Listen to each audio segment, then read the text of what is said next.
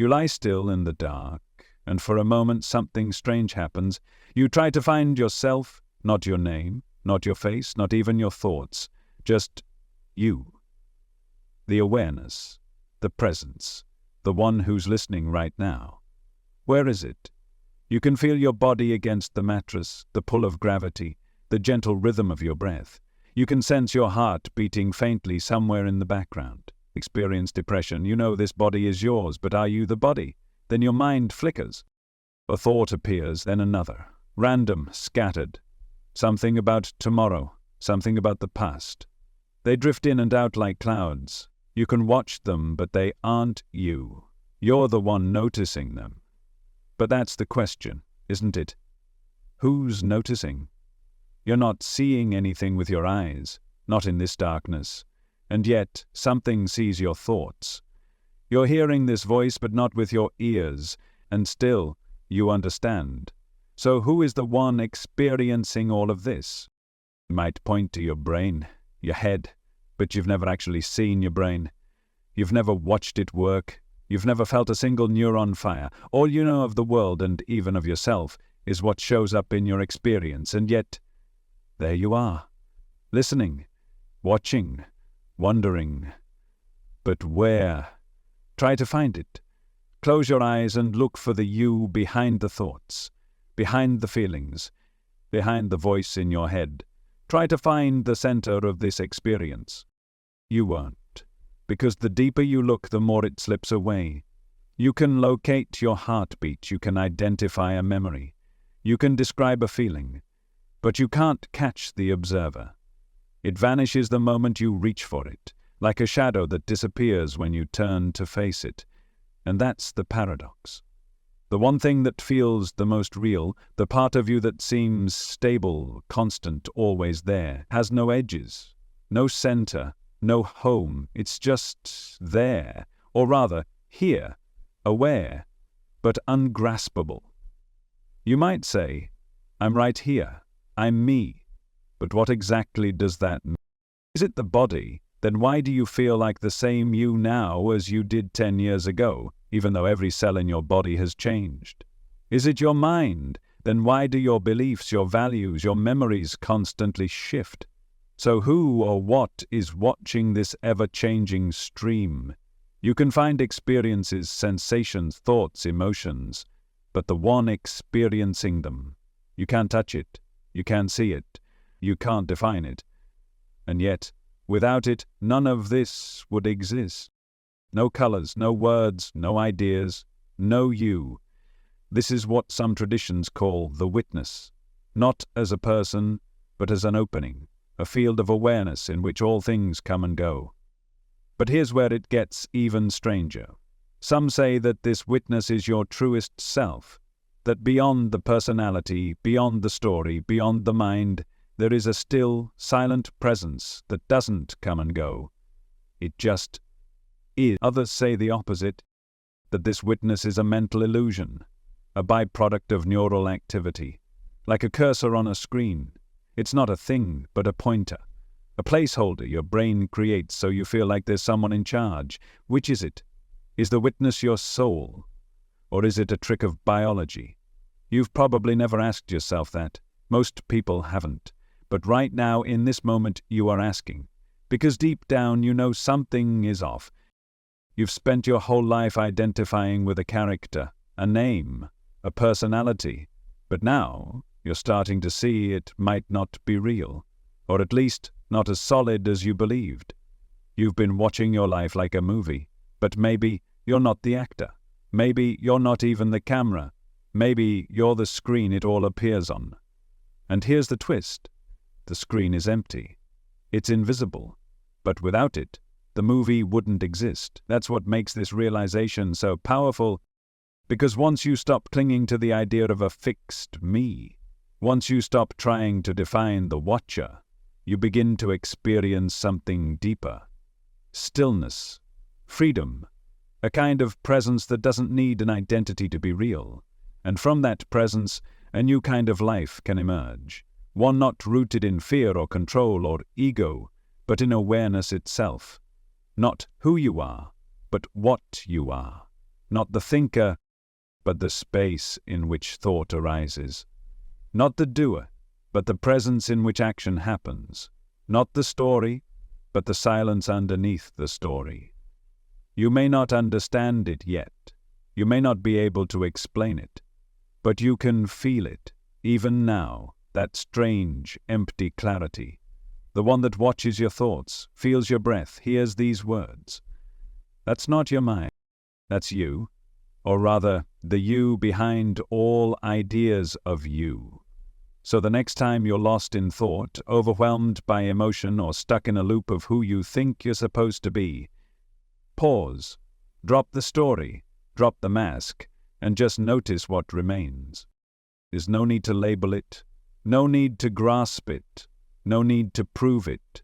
Just rest in the fact that there is something right now that's watching, listening, being. It doesn't need a name. It doesn't need a past. It doesn't need a future.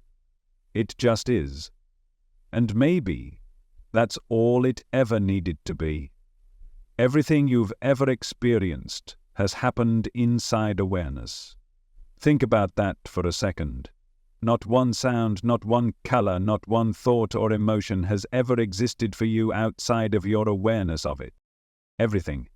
Your body, your memories, the people you love, the stars in the sky, the ground beneath your feet, all of it has appeared within your field of knowing.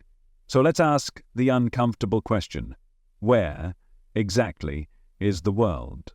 Because the truth is, you've never experienced the world directly. You've only ever experienced your awareness of the world. You've never touched an object. You've only felt a sensation. You've never seen the sun. You've only seen light interpreted by the brain. You've never heard another person's voice. You've only perceived vibrations filtered through your nervous system. In every case, without exception, your experience is happening in you, inside your consciousness, inside this mysterious, open space called awareness. So again, where is the world really? We're conditioned to believe that awareness is something inside of us, that it's a function of the brain, a byproduct of the body, a flashlight that shines outward from somewhere behind our eyes. But what if that's backwards? What if it's not awareness inside the world? What if the world is inside awareness? Because from your actual lived experience, that's how it feels. Everything you see is appearing within you. You're not standing in the world looking out. You're witnessing the entire world within your perception, not metaphorically, literally. From the time you were born, the only thing you've ever truly known is experience, and that experience always arises within awareness. It's never outside it. Try to find something, anything, that exists for you outside of awareness. You can't. Even your idea of a universe, even your concept of an external world, it's appearing in thought, in sensation, in perception, in awareness. So maybe awareness isn't something small and personal. Maybe it's not limited to a brain or a body. Maybe it's not yours. Maybe it's the ground of everything. Not something that happens inside the world, but the space in which the world happens. Can you feel the shift in that? It changes everything. Because if awareness is the core of reality, then the separation you've always believed in, the me in here and the world out there, begins to dissolve. And what remains? Just this. Just presence. Just the flowing display of experience.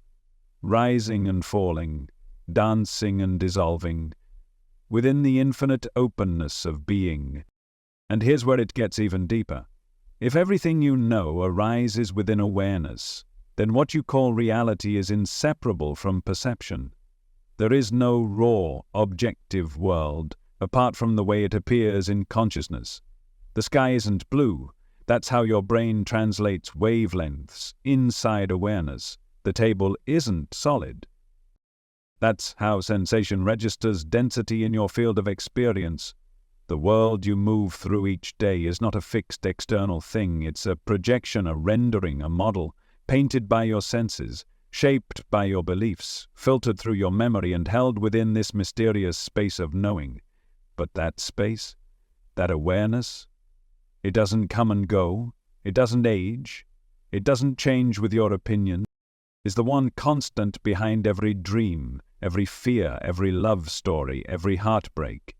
It was there when you were 5, watching the world with wonder. It's here now, seeing through older eyes, and it will be here tomorrow, witnessing whatever unfolds. It's not in the story, it's the screen on which the screen plays, and you can spend your whole life focusing on the movie, but when you turn your attention back to the screen, you find something wordless, silent, stable, free. You realize, I'm not just the character, I'm not just the emotions, the thoughts, the events. I am the awareness within which all of this appears. And the world, it's not separate from me, it's rising in me. This doesn't mean you're imagining it. It means you're not apart from it. You are inseparable from reality, because you are the field in which reality shows up. This is not philosophy, it's direct experiential truth. And when you see it clearly, suffering begins to fade, because the fear of being lost in a cold external universe dissolves. You're not lost. You're not outside of life. You are life. You are the knowing of it, the presence behind it. And that knowing, that awareness, is untouched by the content of experience. Joy may arise, grief may follow, thoughts may race, silence may return, but awareness doesn't flinch, it doesn't push or pull, it simply sees. And in that seeing, you rediscover peace, not because the world is perfect, but because you've stopped believing you're separate from it. You've stopped chasing what's out there. You've come home to the only place you've ever truly been. Here, inside awareness, and in that recognition, everything changes. You don't need to escape the moment. You don't need to fix what's unfolding. You simply witness it, with presence, with openness, with love. Because you are not a thing inside the world trying to survive. You are awareness itself, dreaming the world into being. And when that truth fully lands not just in your mind but in your being, you stop searching for something more. Because you realize, this is it. This awareness, this now, this quiet miracle, it's everything you were looking for. And you are never apart from it, not for a single breath, because you realize, this is it, this awareness, this now, this quiet miracle. It's everything you were looking for, and you were never apart from it, not for a single breath, even when you felt lost, even when you doubted your path, even in your deepest confusion. Awareness remained, still, patient, unmoved. It held you when you didn't even know it was there, and now you're ready to remember, not through more thought, but through being. So let this be the beginning not of seeking, but of seeing. Because the truth is simple, awareness is not something you find, it's what's always been watching. You've always assumed there's a you inside your head, a center, a core, something solid behind your eyes watching it all unfold. But have you ever tried to find it? Not just believed in it, but looked directly for it. You sit in silence. You close your eyes. You turn your attention inward, and you start to search. Who's in there? Who's doing the thinking? Who's hearing the thoughts, feeling the emotions, making the decisions? At first, the mind jumps in. It's me, it says. Obviously. I'm right here. But where exactly? Where is this me? Is it behind the eyes? In the head? In the chest?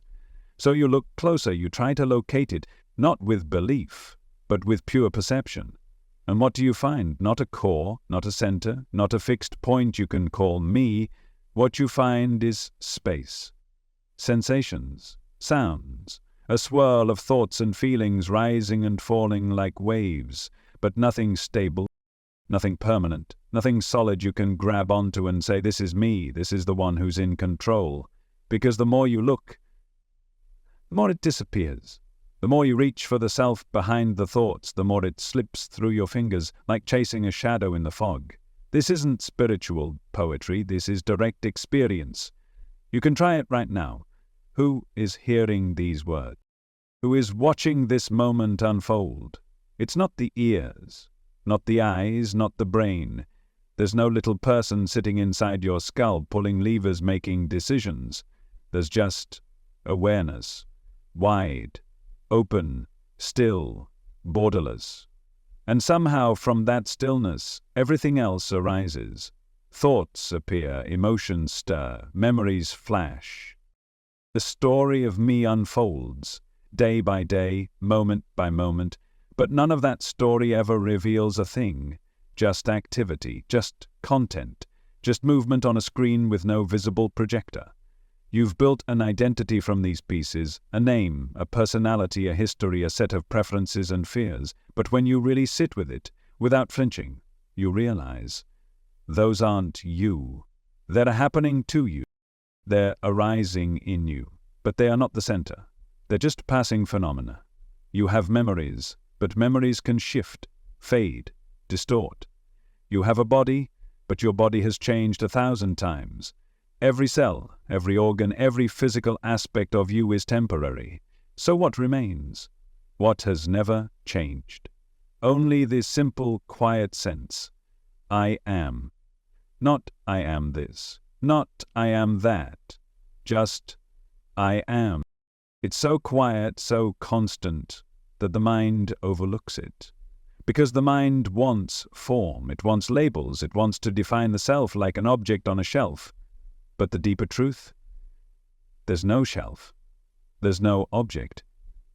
There's just the awareness that keeps noticing, and that awareness isn't personal, it doesn't belong to a name or a personality. It's not owned, it's not bound, it doesn't need proof. It just is. Always watching, always knowing, always here. So you begin to see. The self you've spent your life defending, perfecting, improving, it's not a fixed thing. It's a moving story. A dance of energy, an echo of patterns, habits, memories, and emotional residue. It feels real because you never questioned it. But when you do, when you finally stop running and look inward with honest, unwavering attention, the center disappears. And what takes its place? Spaciousness. Spaciousness. A vastness that doesn't require identity to exist. And in that realization, something extraordinary happens. The pressure lifts. The anxiety of becoming drops away. You're not a fixed thing trying to hold everything together. You're the field, the space, the openness in which everything is allowed to arise and fall without resistance. You've been taught your whole life to strengthen the self, to find your voice, to know who you are.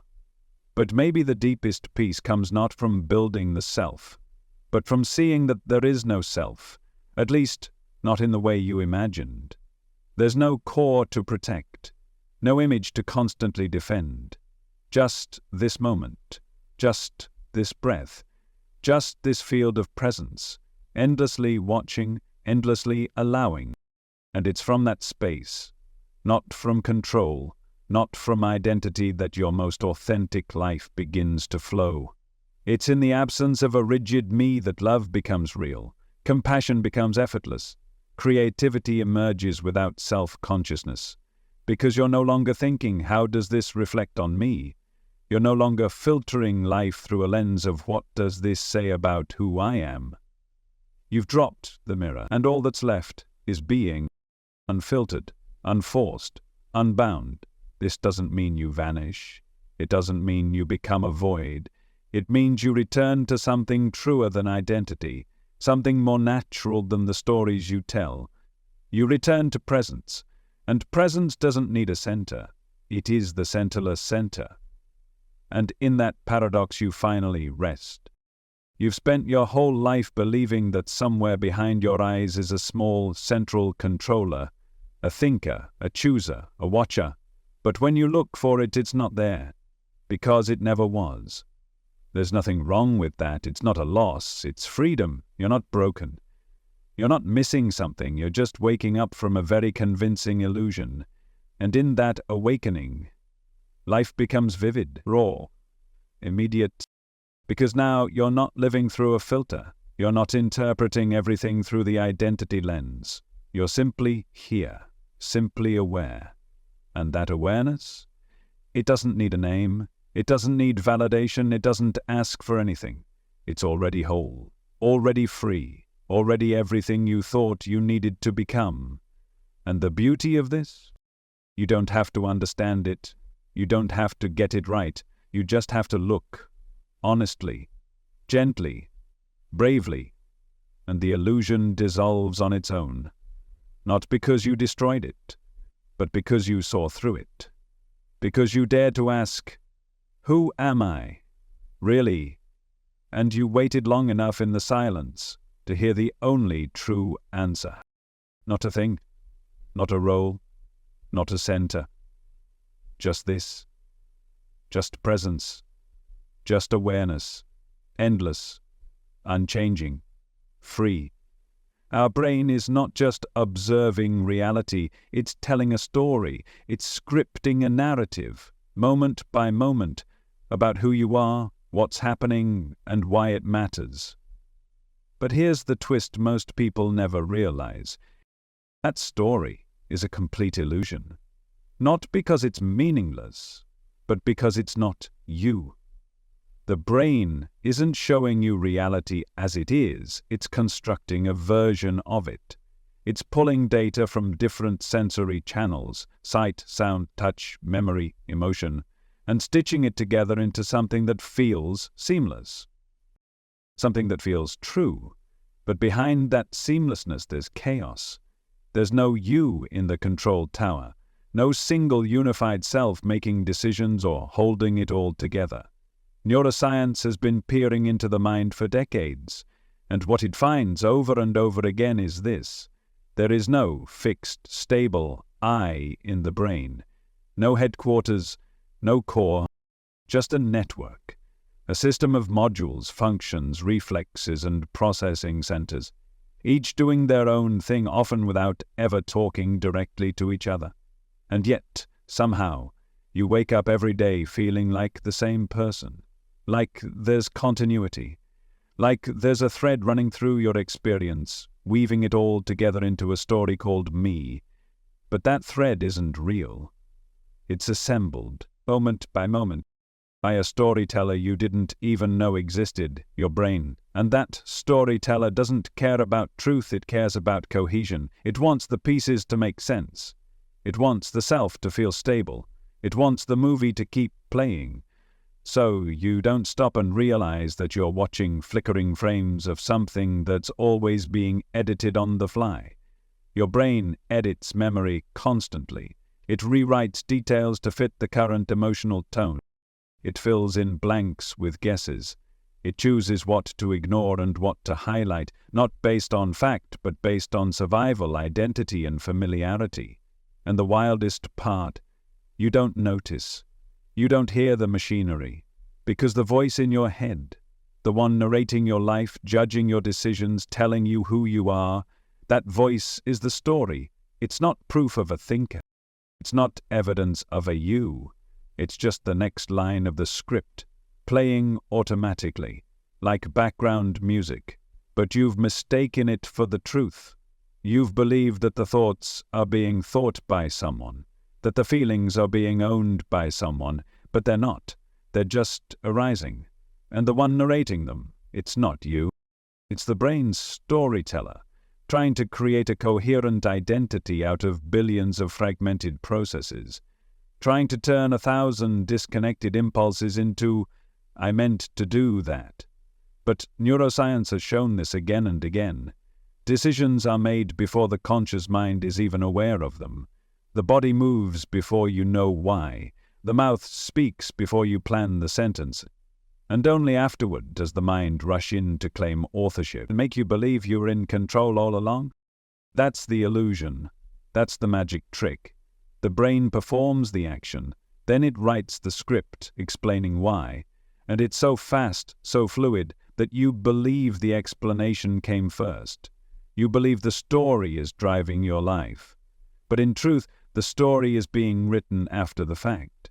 It's not a driver, it's a narrator trying to keep up. So if you pause, if you really listen, if you pay close attention to the voice in your head, you start to hear how repetitive it is, how reactive, how much of it is borrowed from parents, from society, from trauma, from television shows you forgot you watched. It's not a voice of truth. It's a collage, an echo, a noise pretending to be you. And here's the freedom in seeing that. You don't have to believe it anymore. You don't have to follow its every command. Because once you realize that the storyteller isn't you, you can step back, you can watch it like a movie instead of being lost in the plot. You can see the thought arise and say, "That's not mine. That's just a story." And in that moment, something amazing opens up. Awareness, the real you, not the content of thought, but the space that watches it, the silence behind the story. Because awareness doesn't narrate. It doesn't need to explain itself. It doesn't construct identity. It just sees, clearly, quietly, always here, always now. The more you rest in that awareness, the less tangled you become in the storyteller's web. You start to notice how often the story contradicts itself, how it changes based on your mood or how hungry you are or whether you slept well. You notice how it invents meaning out of randomness, how it blames and shames and defends and justifies just to preserve the illusion of me. But there is no me in the brain. There is no unified self in the machinery. There's only function. There's only process. The self is a hologram, useful, adaptive, but not real. And when you see through it, you don't disappear. You wake up. You're no longer trapped in the narration. You're not trying to fix the character. You're not obsessed with the plot. You're simply here, watching, breathing, alive. Not as a someone, but as awareness itself. As the open space where the story unfolds. This doesn't make you empty. It makes you free. Free from the compulsion to define yourself. Free from the need to be consistent. Free from the pressure to justify your existence through an internal monologue. You don't need to explain yourself to yourself anymore. You don't need to fit a narrative. You're not a story. You're the one who sees that a story is playing. And that shift, that's the beginning of inner peace. Because now you're not fighting the voice. You're not trying to rewrite the script. You're just noticing, letting it rise, letting it fall. Like waves on the surface of a vast ocean. The waves are always changing, but the ocean, it's still here, still deep, still whole. That's you. That's awareness. Not the content of the mind, but the field in which the mind appears. And once you see that clearly, you're no longer at the mercy of the brain's storyteller. You can smile at the narration, you can watch the plot unfold, but you no longer mistake the voice for who you are. You are not the story, you are the silent witness. Always here, always free. You live your life with an unshakable assumption that there's a you behind it all. A solid self, a stable core that ties everything together. Your thoughts, your memories, your decisions, your desires. It feels natural, it feels obvious. Behind every action, every word, every reaction, there must be someone. An I, a doer, a thinker, a chooser. You've never questioned it. Because everyone talks as if it's real. You were given a name, you were told who you are, you were expected to be yourself, and so you began the lifelong task of constructing a self to be. But here's the question most people never stop to ask. Can this self be found? Not imagined, not remembered, found, right now. Look, close your eyes if you need to. Strip away the thoughts, strip away the labels, strip away the memories of who you've been. What remains? Is there a central thing you can point to? A permanent, unchanging self? Or is it all just appearances? Thoughts come, feelings rise, memories flash, desires tug at your attention. but none of them prove a self. They're just content. And content is not a container. You assume that because the thoughts are happening in succession, there must be something tying them together, something behind the curtain, something holding the narrative in place. But that's just how it feels. That's not evidence. That's habit. That's belief. And if you dare to look directly, without flinching, you start to see something unsettling. The self you've been defending might not be there at all, not as a thing, not as an entity, just a presumption, just an echo, just a storyline told so often it began to feel like fact. Think about it. You say, I'm sad, but what is that I? Where does it reside? What does it look like? You say, I made a choice, but did you? Or did thoughts and feelings appear and an action followed? You say, I remember, but the memory is just an image. Who's watching it? Is it the same you that watched every other memory? Or is that just another part of the story? Because here's what's wild. There's no single unbroken thread tying everything together. There's just a series of moments, a series of perceptions, constantly reassembling themselves into something that feels like a self. But when you look for the source, it's not there. There's no captain of the ship. There's just the ship moving.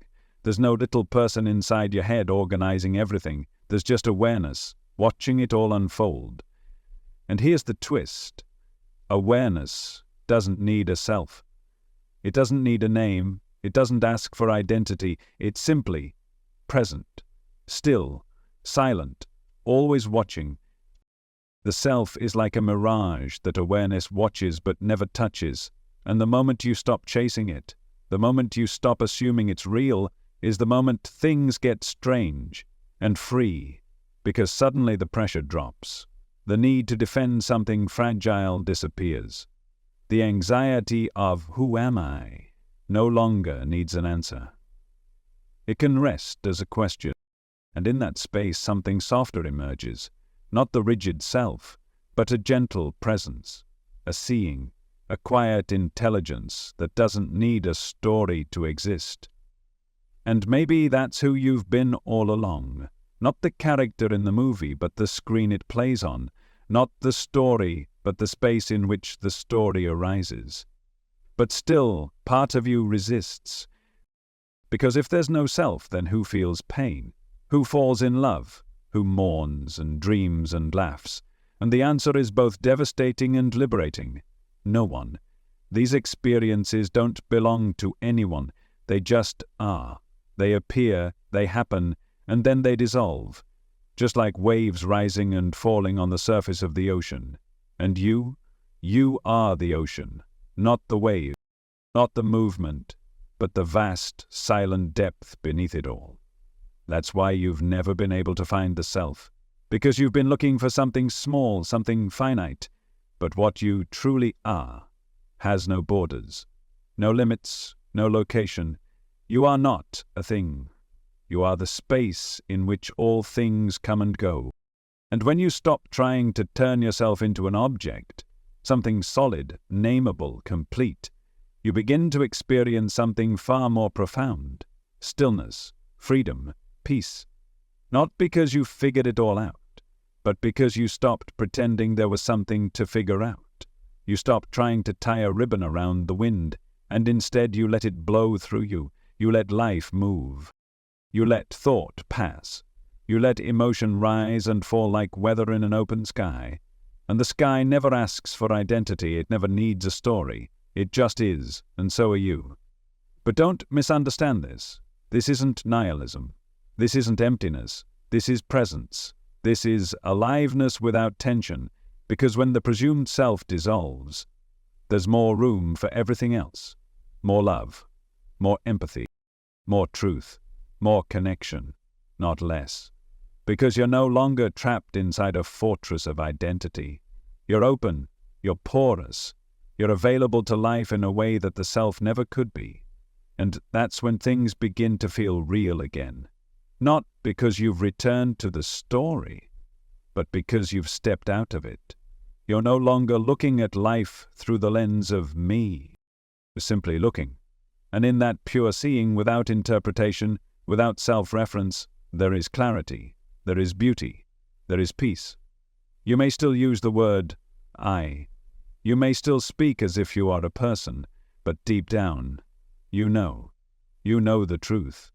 You know the self is a costume, a tool, a temporary shape, not a prison, not a possession, certainly not your essence. So now, the choice is yours.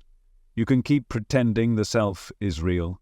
You can keep grasping at identity, defending it, protecting it, perfecting it, or you can let it go. You can step into the unknown and rest, not as a self, but as awareness, as openness, as the ungraspable mystery you've always been, not the one who sees, but the seeing itself.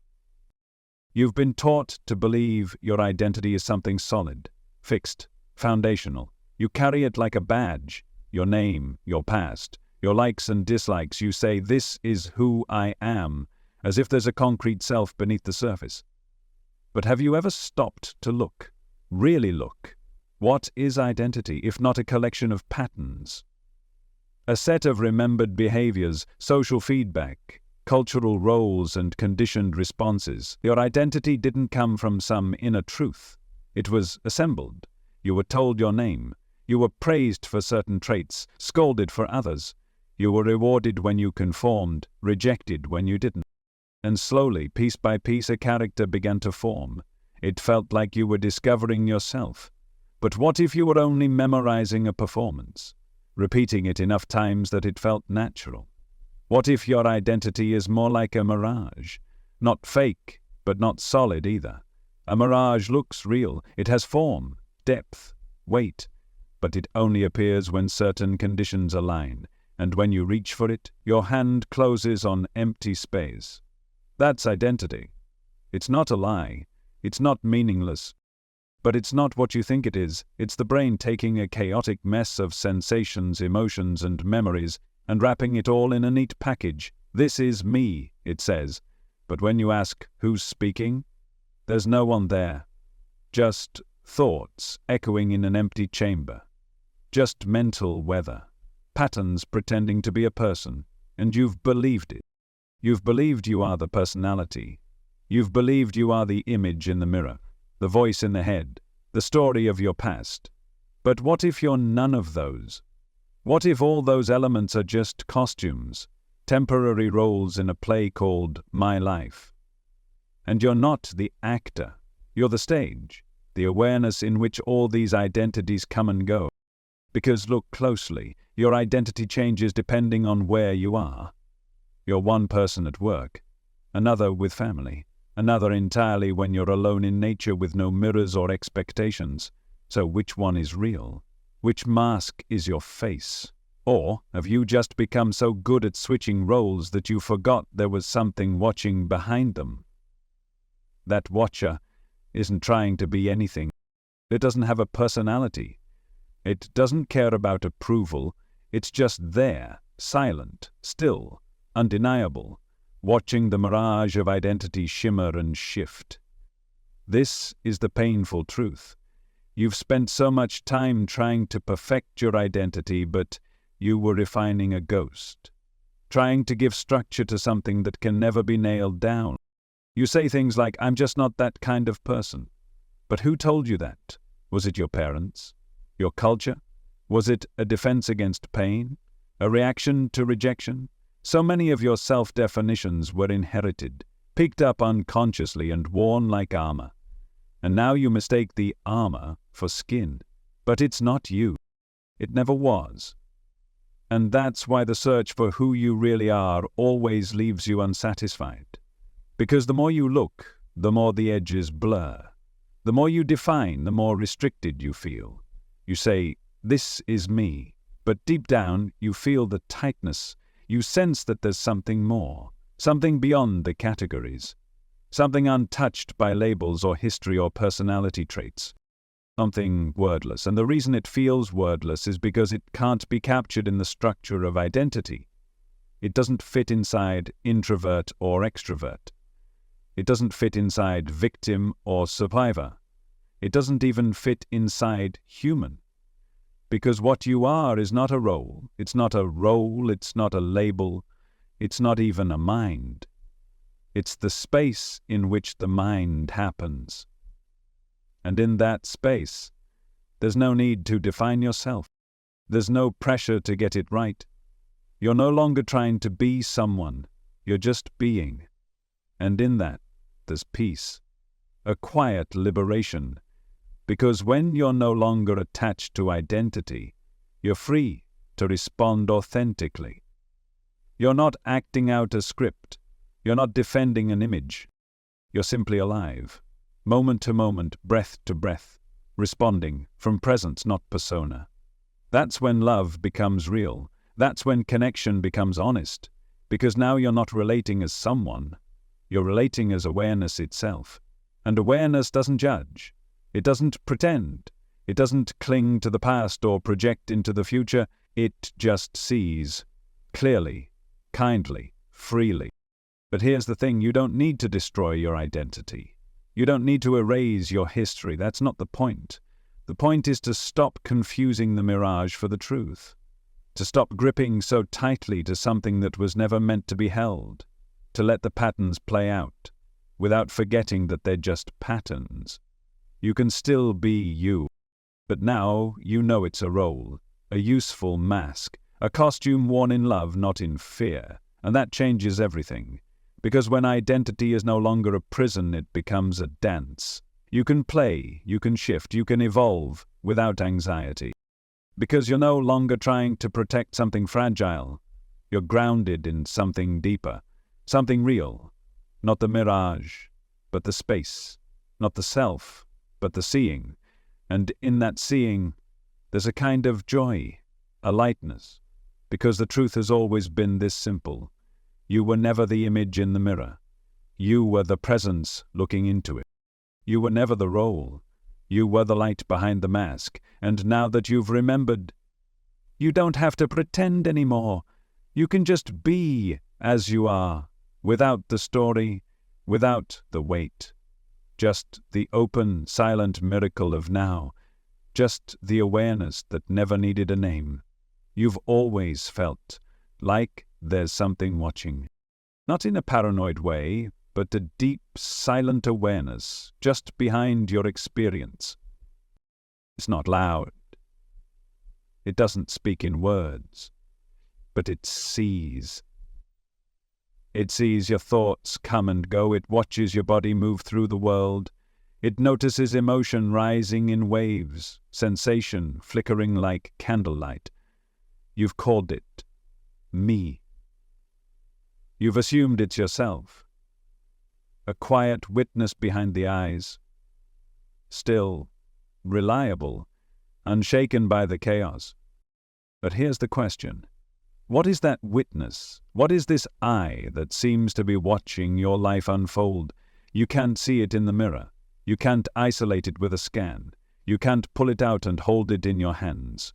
You've always assumed it's real, but have you ever tried to find it? Not intellectually, but directly. Sit still, close your eyes, turn inward.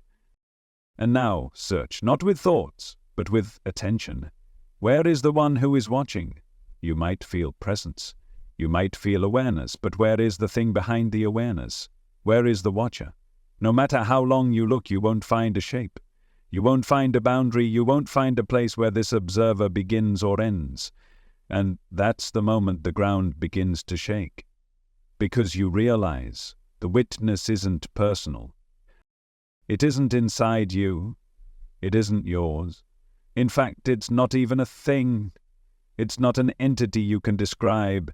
It's the space in which description arises. The witness doesn't belong to the story. It's what sees the story. It doesn't act. It doesn't choose. It just watches. Silently. Effortlessly. Always. And yet, you exist. You're aware. So something must be here, right? Yes. But it's not what you thought. You're not the self watching from behind the curtain. You are the curtain. You are the space. You are the awareness itself. And awareness doesn't need a name. It doesn't require a face. It doesn't have a past or a future. It simply knows. And in that knowing, everything else appears. Thoughts, feelings, sounds, the sensation of your body in the chair, all of it is appearing to something. And that something is not inside the world is inside it. Let that settle. The world appears within your awareness, not the other way around. So this witness you've assumed was you may not be a separate self at all. It may be the one awareness showing up through all experiences. Not your awareness. Awareness itself. Not my consciousness, just consciousness, and you are that. Not the one who observes, but the observing. Not the person who sees, but the seeing. And that changes everything. Because suddenly, all the layers you've built around this imagined observer begin to dissolve. You're not a character behind the scenes. You're not a thinker behind the thoughts. You are the light in which thought arises, the space in which emotion plays, the quiet openness that holds it all. And you don't have to understand this. You don't have to wrap your mind around it, because the mind can't grasp what isn't shaped. It can only label, divide, compare. But the witness has no edges to define. It is boundaryless. And in that boundarylessness is your freedom. Because now you don't have to fight to hold yourself together. You don't have to protect an identity. You don't have to keep defending some hidden core. There is no core. Only openness, only presence, only this. And what a relief. What a profound and terrifying relief. To let go of the imagined one behind the scenes. To see that the witness is not something you have, it's what you are. You've spent your whole life assuming there's a person behind the glass. Watching, choosing, steering. But it's not true. There is only awareness, looking through different lenses, like sunlight passing through stained glass, taking on color and form, but never changing its essence. The color shifts, the shape varies, but the light, always the same. So maybe this witness you felt is not you in the personal sense. Maybe it's the same light shining through all forms, and what appears as you is just the particular lens life is using right now. Not separate, not independent, just a unique expression of something universal. And this is where the fear starts to fade, because you're not isolated, you're not alone inside your head, trying to hold everything together. You're not some tiny flame in the dark. You are the space itself, the sky, not the weather, the light, not the shadow, the witness beyond form. And that witness doesn't cling, it doesn't control, it just is. And in that being is peace. Because now you don't need to be someone, you don't need to prove anything. You can let the story unfold without gripping it. You can let the emotions rise and fall without attaching. You can let thoughts come and go without believing every one of them. Because you are not the content, you are the container. You are the one seeing, not the thing see. And when you live from that place, everything changes. You stop reacting. You start responding. You stop grasping. You begin opening. Life moves through you, not against you, because now you're not resisting what is. You're simply witnessing, and witnessing is effortless. It doesn't require identity. It doesn't require belief. It doesn't even require thought. It just requires presence, stillness, openness. And that you already are. You've always been, even before the name, even before the thoughts, even before the memories and roles and preferences. There was this witnessing, this aliveness, and it's still here, unchanged, unbroken, unaffected by the ups and downs of the human experience. So let yourself rest here, not as the person, but as the presence, not as the identity, but as the awareness beyond identity, the formless witness that watches the entire play of life, without judgment, without fear, without need. You don't have to become it. You already are it. You don't have to seek it. You just have to remember. Remember what's always been watching, and return to the only place you've ever truly been, here, Now, not behind the eyes, but in the light that shines through them, there's a moment. You miss it most mornings, but it's always there. Fragile, fleeting, and almost invisible. It happens just before you remember who you are. You open your eyes, but for a breath, a heartbeat, a blink of eternity. There's no name, no past, no future, no identity, just presence, just awareness, still, silent, whole. And then, like floodwaters breaking a dam, the story comes rushing back. Your name, your job, your calendar, your worries, your personality, the entire narrative of you boots up in an instant, and just like that, you're back in the cage. Back in the dream. The strange thing is, you never question it, because the story feels true. The thoughts arrive and you follow. The roles return and you perform. But that brief moment, that tiny space before the self returns, that's where your freedom lives. Because in that space, nothing is missing. There's no one to impress, no guilt to carry, no goals to chase. There's just being, unfiltered, unlabeled, untouched by the machinery of memory. And the fact that this happens every single morning, that's the clue. That's the glitch in the matrix. Because if you were truly your story, it wouldn't have to reboot every day. But it does. Like software launching on startup. Your mind loads the program. It says this is your name, these are your problems, these are your beliefs, and without hesitation you accept. You identify. You lock the dreamer back in the cage. Not because you're being punished, but because it feels familiar. Because the story of me is so deeply conditioned that it feels like home, even when it hurts. But let's slow down. Look at what's actually happening. You go to sleep. Consciousness fades into dreams or darkness, and for hours there is no story, no self-concept, no character, only awareness drifting.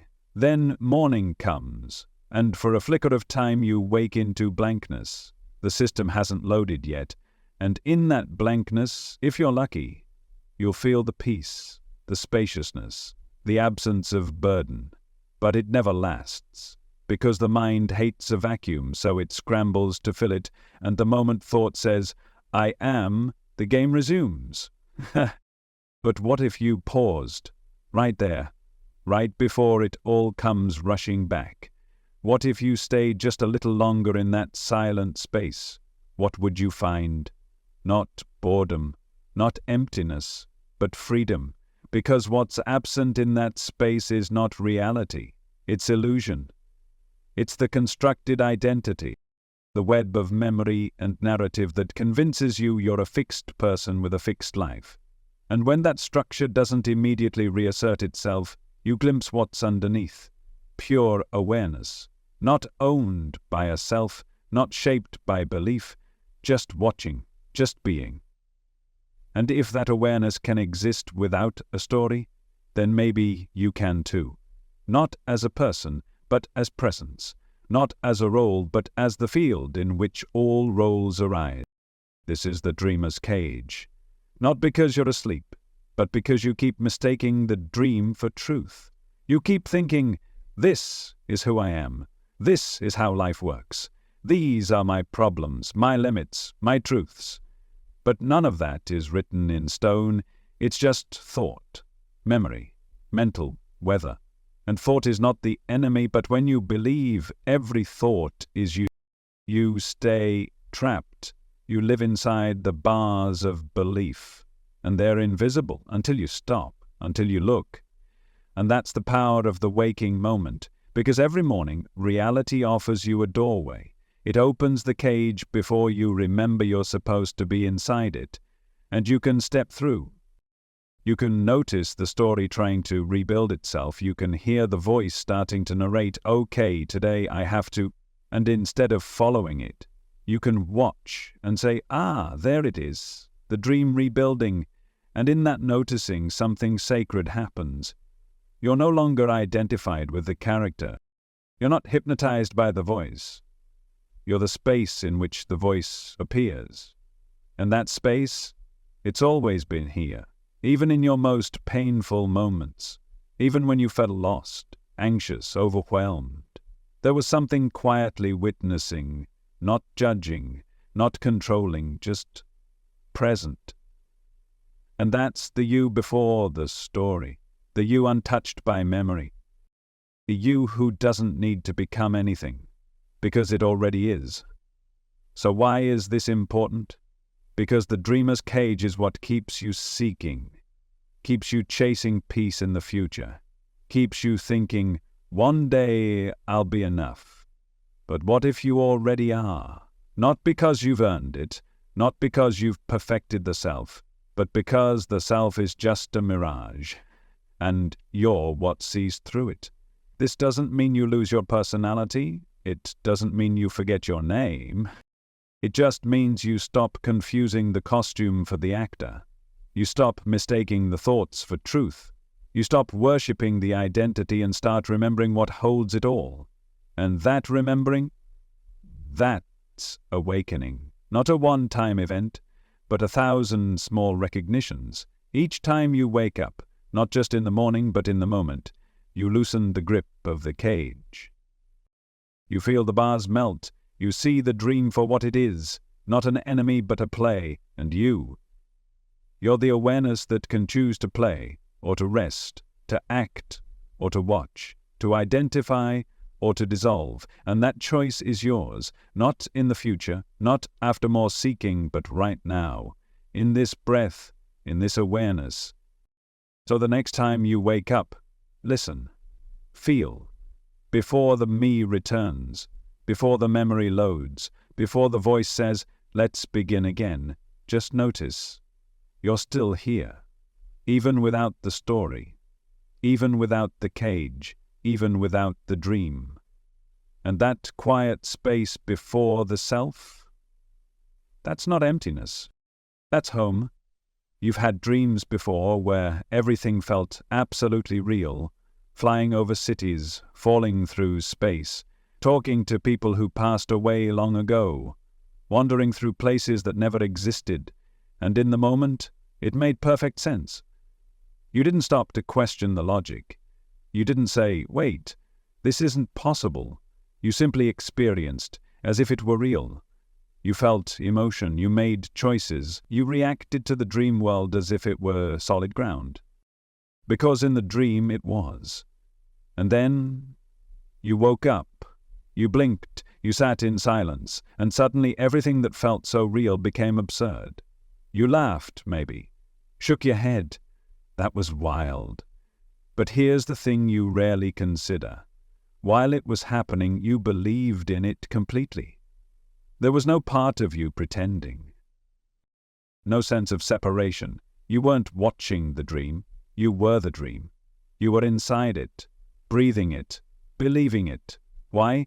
Because experience doesn't ask for your approval, it just unfolds.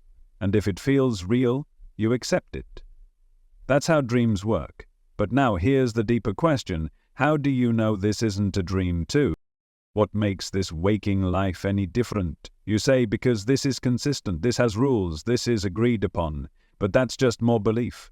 Dreams have rules too. They have patterns, physics, expectations. Until they don't. They shift, suddenly, effortlessly. And in the dream you accept the shift. You normalize the impossible. Your hands melt. You breathe underwater. You talk to animals.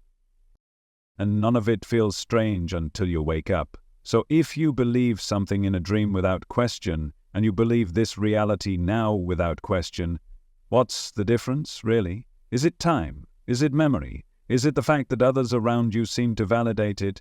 Because dreams can contain crowds. Dreams can feel like lifetimes.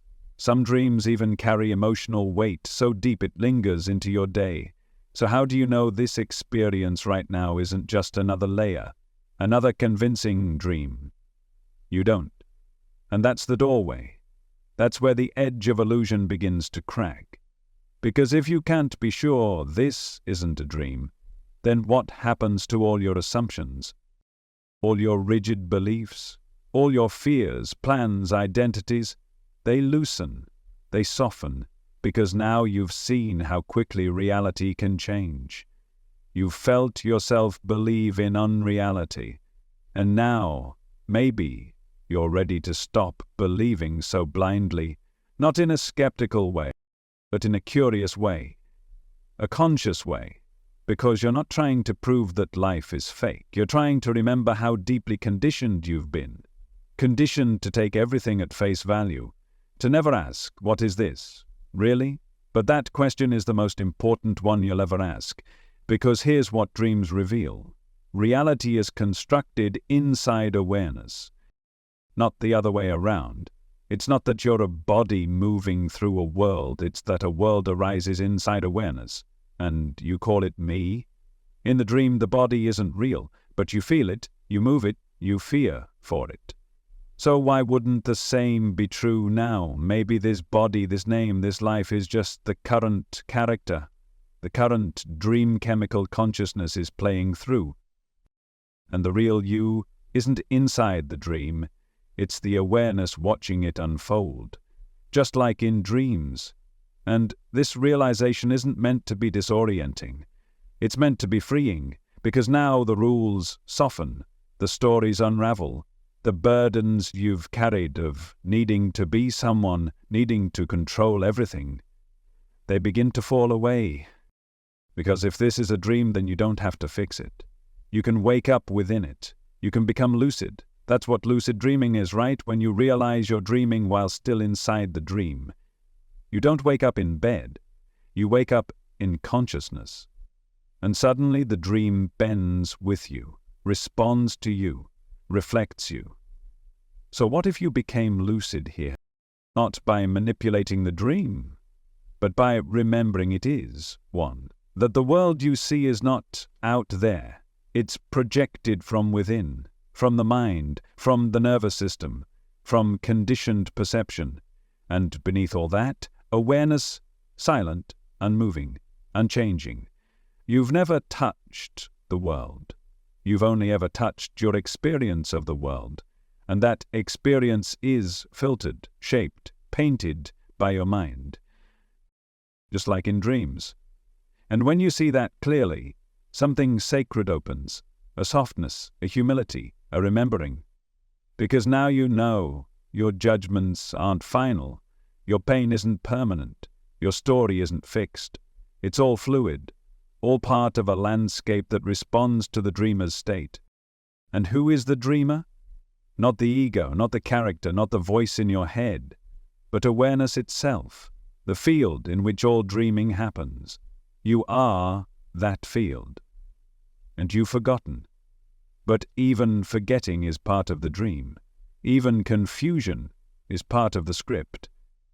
And now you're remembering what's real. Not in the sense of proving reality, but in the sense of waking up inside it. Because waking up doesn't mean rejecting this world. It means seeing through it, seeing the impermanence, the fluidity, the way nothing holds still, nothing stays. Everything arises and dissolves in awareness, like waves on the ocean, like images in a dream. And when you live from that place, something beautiful happens. You stop clinging, you stop forcing, you stop believing every story your mind tells. You can let things be, because you know they're not as solid as they seem. They're dream stuff, appearing, disappearing, and you're not the dream. You're the awareness in which the dream arises. You're the open sky watching the clouds pass. You're the silence beneath the noise. You're the stillness at the center of the spinning world, and in that stillness, you don't need to escape the dream, you just need to wake up within it. So you can walk through this life with eyes open, with heart open, knowing that even though it feels real, even though it matters, it's also a dance, a play, a miracle. And miracles were never meant to be controlled. They were meant to be witnessed. So witness this one. This breath, this moment, not with fear, but with wonder. Because even if this is a dream, it's the most beautiful one you've ever known. Reach out your hand, touch the surface in front of you. It feels solid, real, undeniable. But here's the twist. You're not touching the world. You're touching your experience of the world. There is no direct contact between you and what's out there. There never has been. What you're feeling is a translation, a filtered signal, pressure, temperature, texture, all delivered as data through nerves and synapses, then interpreted by your brain into the sensation you call touch. And that interpretation, it feels like reality. But it's not reality, it's perception. Your experience of the world is not the world itself. It's a simulation constructed from electrical impulses, painted by your expectations, colored by your emotions. The world you think you know, the one you see, hear, touch, and taste, isn't raw. It's processed, edited, translated into something your mind can manage, and it's been that way since the day you were born. You've never experienced the world directly, only your version of it, your model, your rendering. And here's what makes it even more wild. You don't experience the same world as anyone else, not even close, because every brain builds its own version of reality, based on its own wiring, its own memory, its own wounds and conditioning. So, the real world? It's not a fixed thing. It's a shared hallucination, a beautifully coordinated guess. And yours is just one of billions, but it's so convincing you rarely stop to question it. You wake up in the morning, open your eyes, and assume what you're seeing is out there. But what you're actually seeing is in here, inside your mind, inside your awareness. Think about light, for example. Light doesn't enter your brain. It hits the retina in your eyes, where it's converted into signals and passed along the optic nerve. Your brain receives those signals and then, somehow, constructs an image. It takes that raw, meaningless data and turns it into a picture of a world. That's not seeing the world. That's creating one. The same is true for sound. Waves of vibration hit your eardrum. They're interpreted as pitch, tone, rhythm, then assigned meaning, a voice, a song, a threat, a comfort. None of that lives out there. It's born in you, and it's different for everyone. What sounds like music to you might sound like noise to someone else. What feels comforting to you might feel overwhelming to another, because it's all shaped by perception, and perception is never objective, it's personal.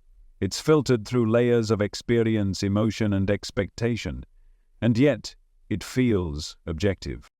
That's the trap. That's the illusion.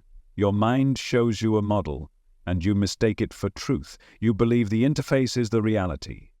But they're not the same. It's like looking at a map and thinking you're walking through the territory. You're not. You're walking through a symbol, a version. And when you forget that, you suffer, you start reacting to your own projections. You think someone's angry with you because of how they look, but maybe they weren't angry at all. You interpret silence as rejection, but maybe it was peace. You see threat where there is none. You assign meaning that isn't there, and you build a world around those meanings, a world that feels like it's coming from outside of you, but it's all being built from within. And here's what makes it even more powerful. You're doing it all the time, every moment, right now. You're not seeing what is. You're seeing what your brain has decided you should see. You're hearing what your conditioning allows you to hear. You're feeling based on how your past has taught you to feel. So what happens when you begin to notice this? Everything changes. Because now you can start to question what you've always accepted. You can pause before reacting. You can ask, is this real, or is this my perception? You can soften the edges of certainty, and in that softening there's space. Space to breathe. Space to see more clearly. Space to choose differently. Because now, you're not trapped inside perception. You're aware of perception. And that awareness, that's your anchor. That's your ground. Because awareness is the only thing that doesn't change. Everything else is in flux. The sights, the sounds, the emotions, the stories, they rise and fall. They twist and turn, but awareness stays, it watches, it receives, it holds, without effort, without opinion. It's not shaped by perception. It's what perception appears within, and you are that awareness. You are not the one seeing, you are the seeing itself. You are not the mind creating the story, you are the silence underneath it. And when you rest there, even for a moment, you remember, you don't need to fix the world. You need to see it for what it is, a dream, a display, a sacred illusion unfolding in consciousness. And that doesn't make it meaningless. It makes it magical, because now you don't take every reaction as gospel. You don't believe every thought. You don't confuse perception with reality. You simply watch, you witness, and from that witnessing comes freedom, not the kind of freedom that fights against the world, but the kind that floats above it. You can feel everything, but cling to nothing. You can care deeply but carry lightly, because you know this isn't what it seems, it never was. And maybe that's okay. Maybe the world doesn't need to be raw and literal to be sacred. Maybe its beauty lies in its appearance, its dance, its shimmering veil, and you are the space that holds the dance, the presence behind the perception, the light in which it all appears. So touch the world gently, hold your stories loosely, and let perception be what it is, a lens, a brushstroke, a poem written by the nervous system, but not the truth, not the totality. You've never touched the world, you've only touched your awareness of it. And that awareness, that's where the real world lives. Not outside, but in you, as you, forever watching, forever awake. What you see is not the world. It's your brain's interpretation of it, a model, a rendering, a mental simulation created in real time so convincing that you've mistaken it for reality. You believe you're experiencing the world directly, but you never have, not even once. What you're experiencing is a version of the world constructed inside your skull, and it's not even trying to be truthful. Your brain doesn't care about truth, it cares about survival. It cares about efficiency, it cares about functionality. So instead of showing you reality, it gives you something useful, a shortcut, a simplified interface, a story that works well enough to keep you alive, connected and sane. But it's not the thing itself, it's a model. And the most dangerous part, you don't know you're looking at a model, because it's seamless. You don't see the rendering. You see the result, just like a phone screen hides the code behind it, just like a video game hides the calculations that create the world on your TV. Your brain hides the machinery behind perception. So you live inside a masterpiece of biological art, and you believe it's the real world. But it's not. It's a simulation, a hallucination you happen to agree with. And this isn't philosophy, this is neuroscience. Right now your brain is assembling reality from scattered fragments of data, light hitting your retina, vibrations in your ear, signals from your skin, chemical messages from your gut, and even then, it's not enough. So your brain starts filling in gaps, guessing, projecting, assuming, because it has to act fast. It can't wait for perfect data. It just needs something good enough to get you through the day. So you see what you expect. You hear what fits your story.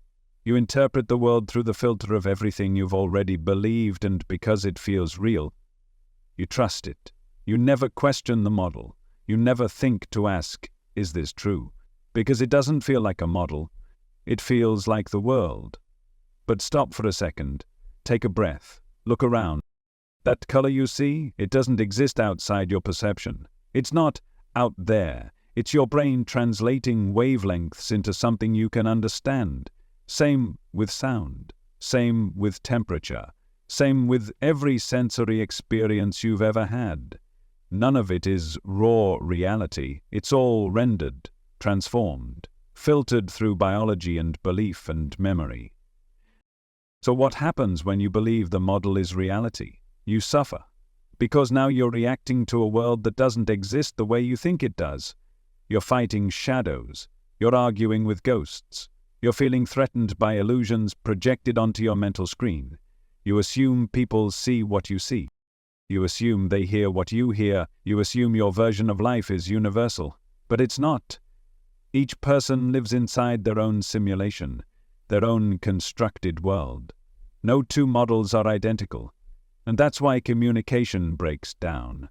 That's why conflict happens. That's why love feels impossible sometimes. Because we forget we're not interacting with the world. We're interacting with models, and the models don't match. But what if you remembered? What if you started noticing the construction, noticing how the world forms in your mind? You wouldn't stop seeing, but you'd stop believing every thought. You'd stop assuming your feelings are absolute truth. You'd begin to question, not in fear, but in freedom. Because now you know, the world you respond to is a story, a dream your brain tells itself, and that dream can shift, because the model isn't fixed. It adapts. Every new experience updates the simulation. That's how learning happens.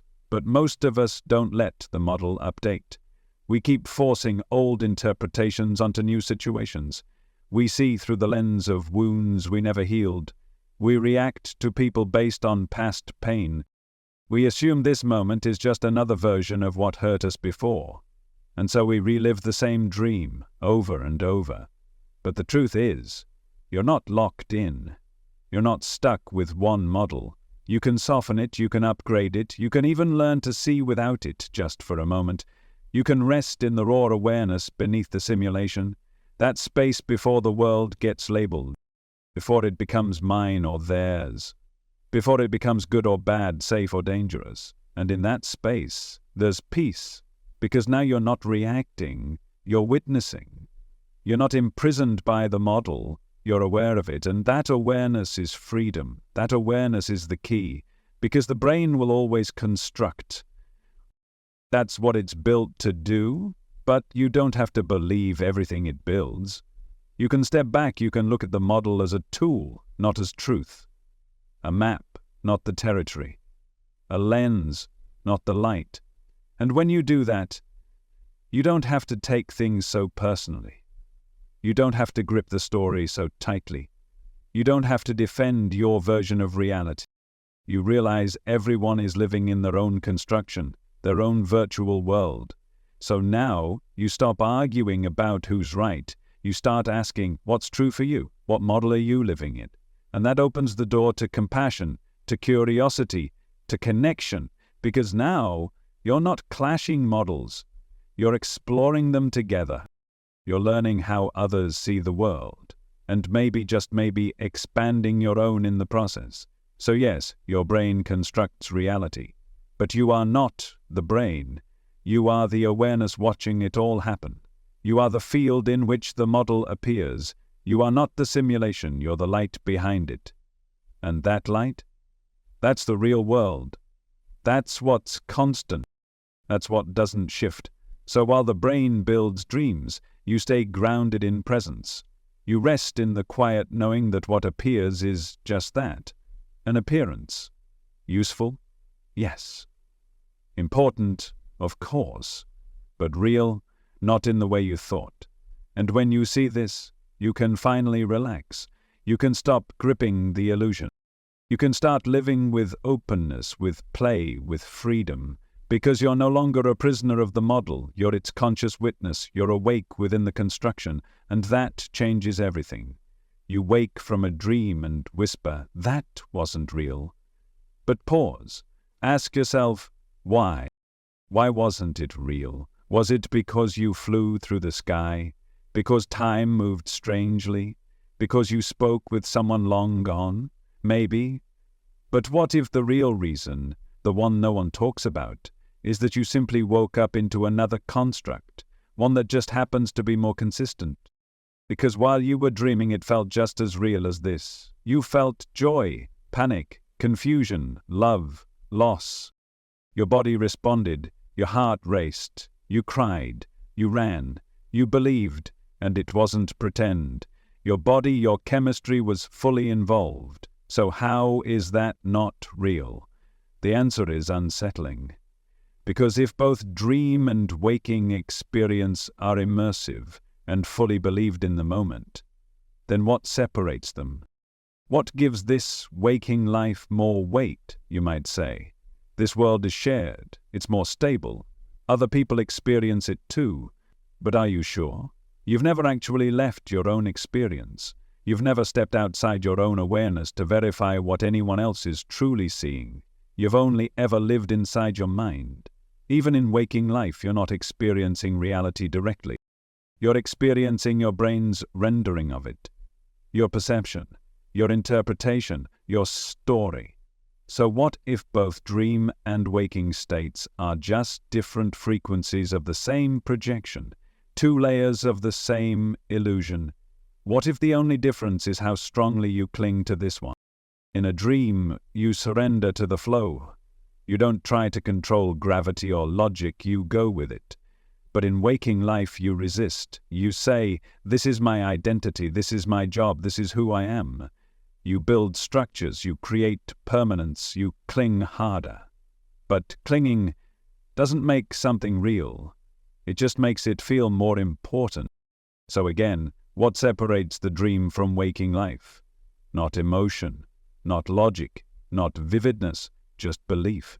And the moment you begin to see that, something profound opens, because now you can ask, what if this moment, right now, is also a dream? What if this body, this story, this name, is just the waking version of a nighttime character? What if you're dreaming this you into being, just like you dream the flying version of you at night?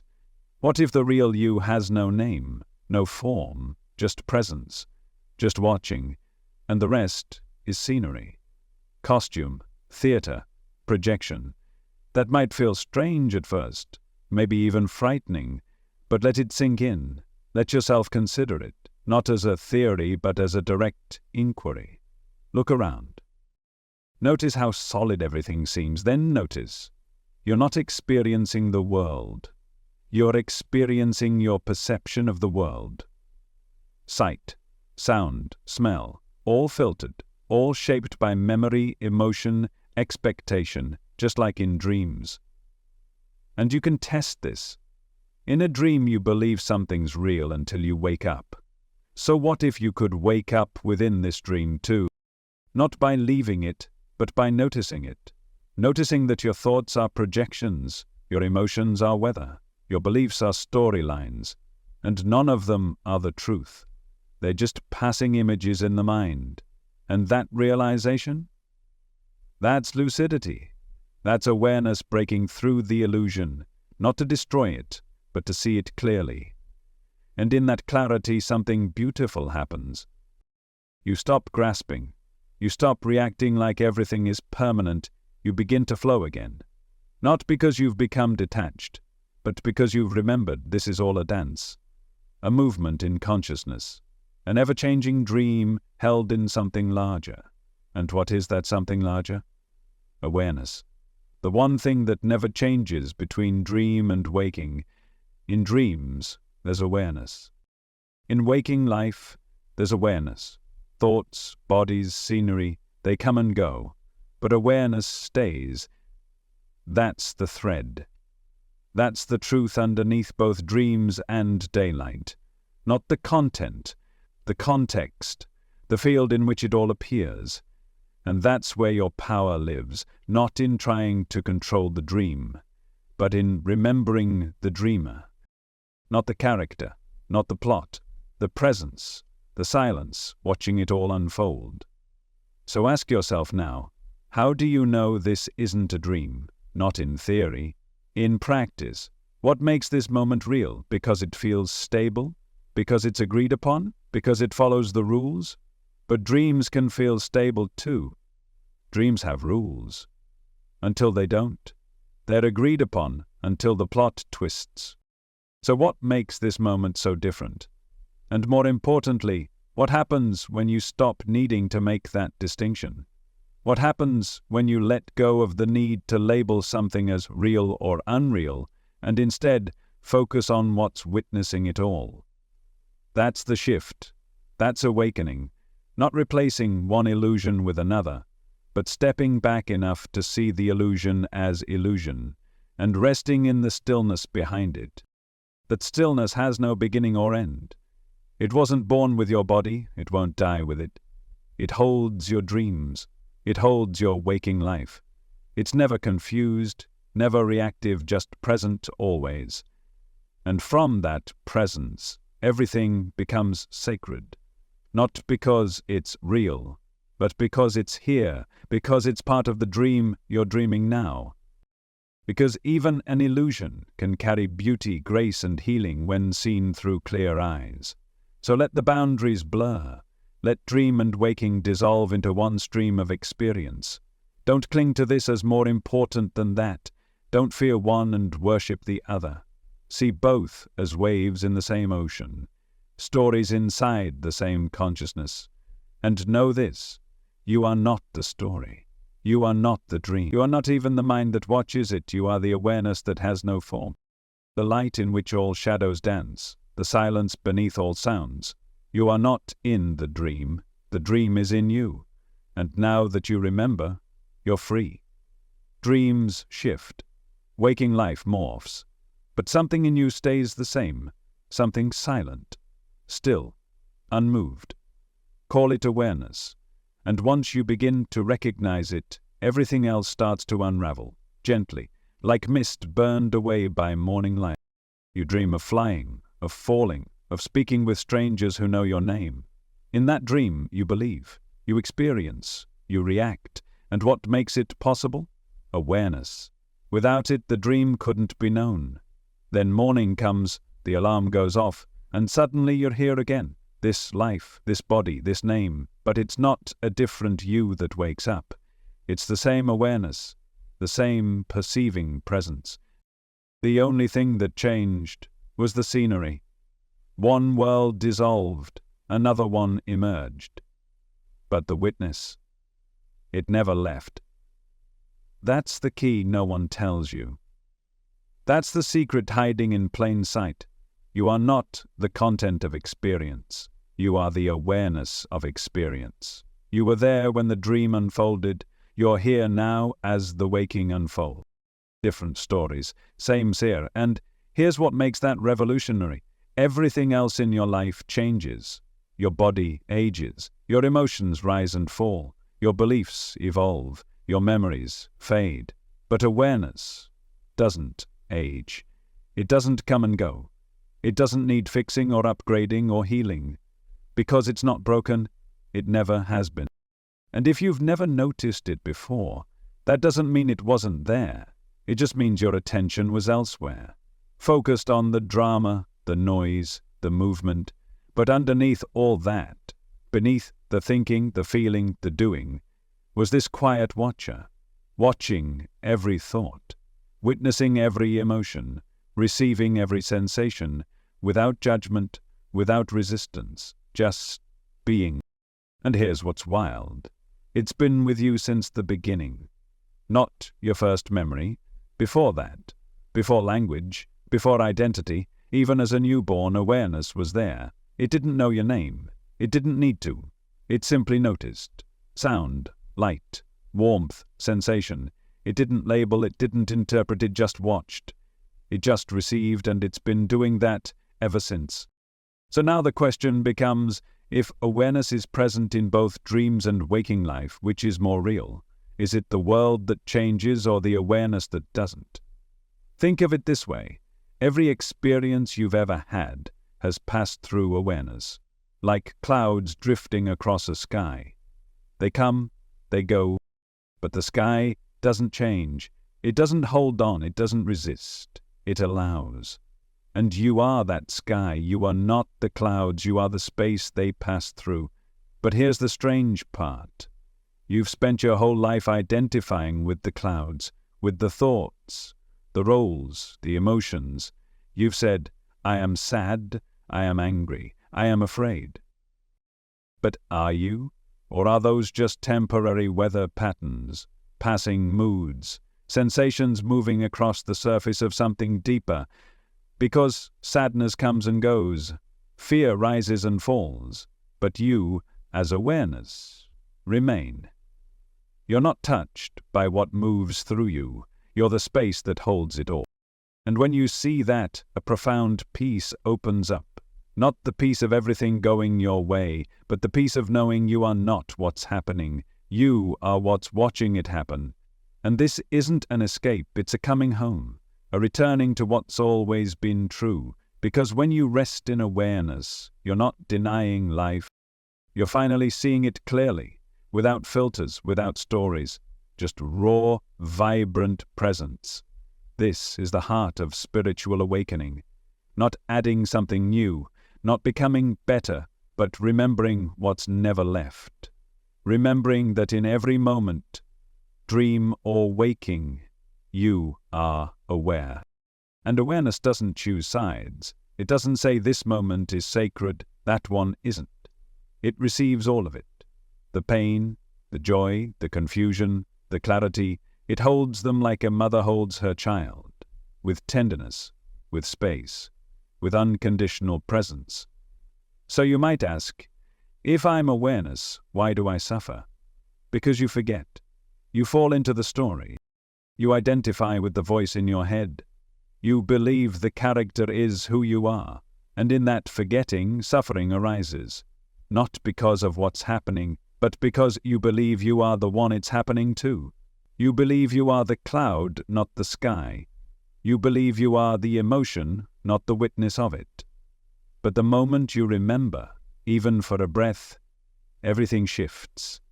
The story softens. The fear dissolves, not because the world changes, but because your relationship to it does. You're no longer trying to control the dream, you're awake within it. And that's where power lives. That's where freedom is found. In the silent, spacious knowing beneath all appearances. So what do you do with this? You watch. You notice. When a thought arises, I'm not enough, you don't argue. You just notice. There's a thought. When fear bubbles up, you don't suppress it, you hold it in awareness, you feel it fully, and you remember, this is not me. It's moving through me. Because you are still, you are clear, you are the one seeing, not the thing seen. And when you start living from that place, you don't need to escape your life. You don't need to change everything, you simply begin to see everything differently. You see your partner, your job, your body, not as burdens, not as definitions, but as expressions, movements in the dream, dances in awareness, and you are the dance floor, you are the container, the canvas, the light in which all of this plays. So whether you are dreaming or waking, meditating or weeping, laughing or grieving, the constant isn't the content, it's the awareness. And that awareness is you. Not the small you, not the personality, but the vast you. The silent presence that was never born and will never die. The one who was there in the dream. The one who is here now. And the one who will be here long after this moment fades. Not watching from a distance, but intimately present, utterly still, radiantly alive. And when you live as that awareness, there's nothing left to prove, nothing left to fix, nothing left to chase, because you've already arrived, right here, as the one who sees. You've been told you're a witness, that you're here to observe life, to respond to what happens, to react to what unfolds. But what if that's only half the story? What if you're not just an observer of reality, but a participant? What if you're helping to create the very thing you think you're watching? You've been living as if reality is fixed, like there's a world out there that's separate from you, solid, objective, unaffected by your inner life. But that's the illusion. The truth is more mysterious, more intimate.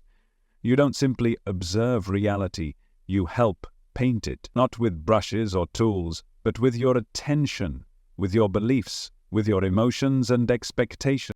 Every moment you are projecting meaning onto the canvas of existence, and the universe responds, not always in obvious ways, not in the form of immediate miracles or sudden changes, but in subtle, undeniable rhythms, in the way opportunities arise, in how people respond to you, in what you notice and what you ignore, Because perception is not passive, it's generative. You're not looking at reality, you're looking through a lens that you are constantly shaping. Every belief is a brushstroke. Every thought colors the scene. Every expectation sets the tone for what you're about to experience. And once you understand this, not as a concept but as a living truth, you begin to reclaim your power. Because now you realize you are not separate from the life you're living. You are embedded in it, entangled with it, shaping it from the inside out. Think of your mind like a projector. Whatever image is inside, whatever film is running, that's what gets cast onto the world. If your mind is filled with scarcity, the world will look scarce. If your heart expects rejection, you'll interpret silence as abandonment. If you believe life is dangerous, you'll see threat in every shadow. But when you begin to shift the inner movie, when you start believing in possibility, beauty, peace, those elements begin to appear around you. Not because the external world changed first, but because you changed, and your experience rearranged to reflect it. This isn't magic. It's perception. It's how your nervous system filters experience. It's how your brain fills in gaps. It's how emotion informs memory and memory informs meaning. It's also resonance, vibration, alignment, the energetic language of the universe. Because what you radiate, you attract. What you carry, you amplify. What you believe, you invite. Not always with precision, but always with presence, always with influence. And that makes you powerful, not in the way of domination, not in the way of control, but in the sacred way of co-creation. You are in a dance with existence. You step. It responds. You open. It flows. You retreat. It echoes that movement. And so every thought, every word, every choice is like casting a stone into a still lake. Ripples move outward. They touch things you cannot see. They affect the direction of your path in ways you won't always understand. And yet, there it is. The job that appears when you let go of fear. The relationship that deepens when you start loving yourself. The idea that arises in stillness when you stop chasing and start listening. That's not coincidence. That's co-creation. And the more conscious you become of it, the more deliberate you can be. You begin to choose your thoughts like seeds. You begin to speak as if your words are spells. You begin to walk as if the ground itself is listening, because it is. This reality is not deaf, it's alive. It mirrors your inner life with more accuracy than you realize. Not always instantly, but consistently, faithfully. And when you stop fighting the world and start shaping the energy you bring to it, you watch it shift. Not perfectly, not like a vending machine, but like a living organism responding to your presence. So ask yourself, what am I projecting? What story am I telling with my thoughts? What kind of world am I reinforcing with my focus? Because your focus is fuel. Whatever you water grows. If you dwell on betrayal, you'll find reasons not to trust. If you expect disappointment, you'll see it in everyone's face. But if you begin to look for beauty, you'll find it in the smallest places. If you speak gratitude, you'll attract more to be grateful for. And if you move from presence, your path will start to feel like a sacred unfolding, rather than a constant struggle. This isn't about pretending, it's about perceiving with clarity. It's about realizing that your thoughts are not private. They echo, they shape your chemistry, they alter your actions, they form the tone of your life, and that tone is contagious. So when you start tuning that tone, through stillness, intention, and awareness, you create resonance, not just inside yourself, but in the people around you, in the spaces you enter, in the opportunities that find you. You walk differently when you know you're shaping the scene with every step, not in a fearful way, not like pressure, but like reverence. You are painting reality with your vibration. You are infusing the dream with your frequency, and the dream listens, not to your words, to your energy. So if you want peace, become peaceful. If you want love, become loving. If you want truth, become honest with yourself. Because the world you see is not something that happens to you. It's something that reflects you. And you have far more say in that reflection than you were ever taught. This doesn't mean you control everything, you don't. But you influence it deeply, profoundly. You are not the architect of the entire dream, but you are a brush in the hand of something sacred. And that sacredness flows through you, through your attention, through your alignment, through your surrender.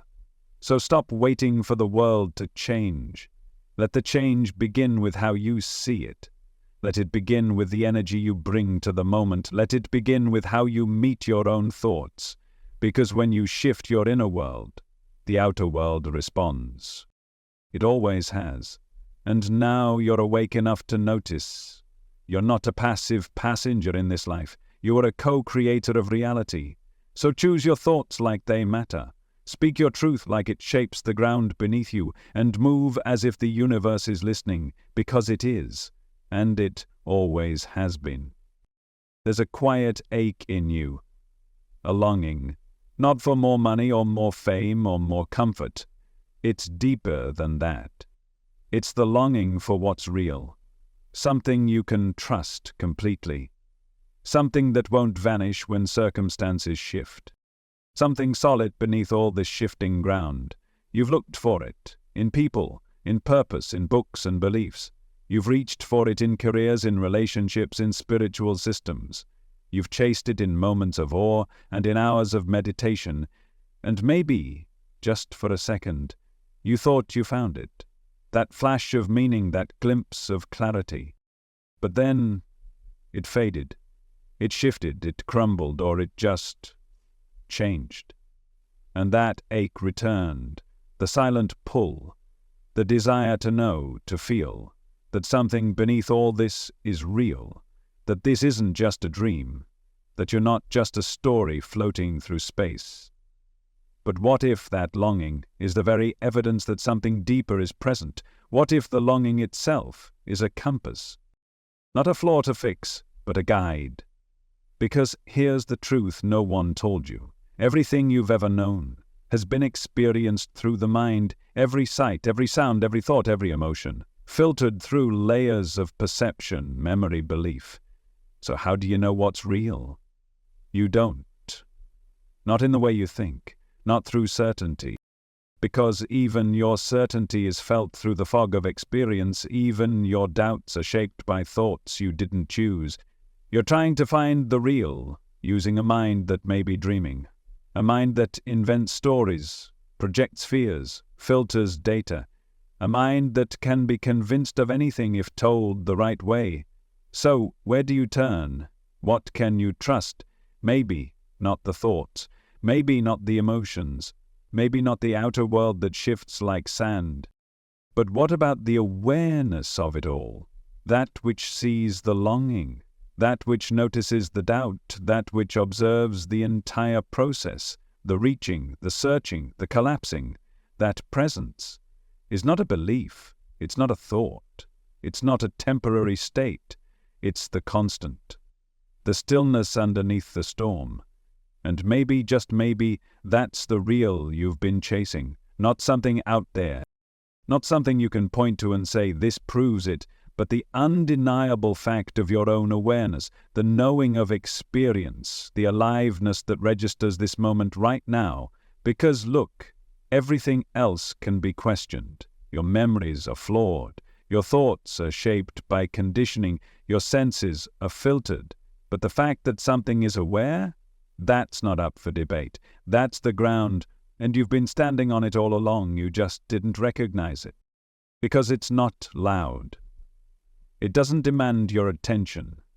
It waits, silently, lovingly. While you search the outer world for truth, it waits for you to look within. Not into ideas, not into more seeking, but into the simple, spacious presence that sees it all. That presence is not something you need to become. It's what you already are.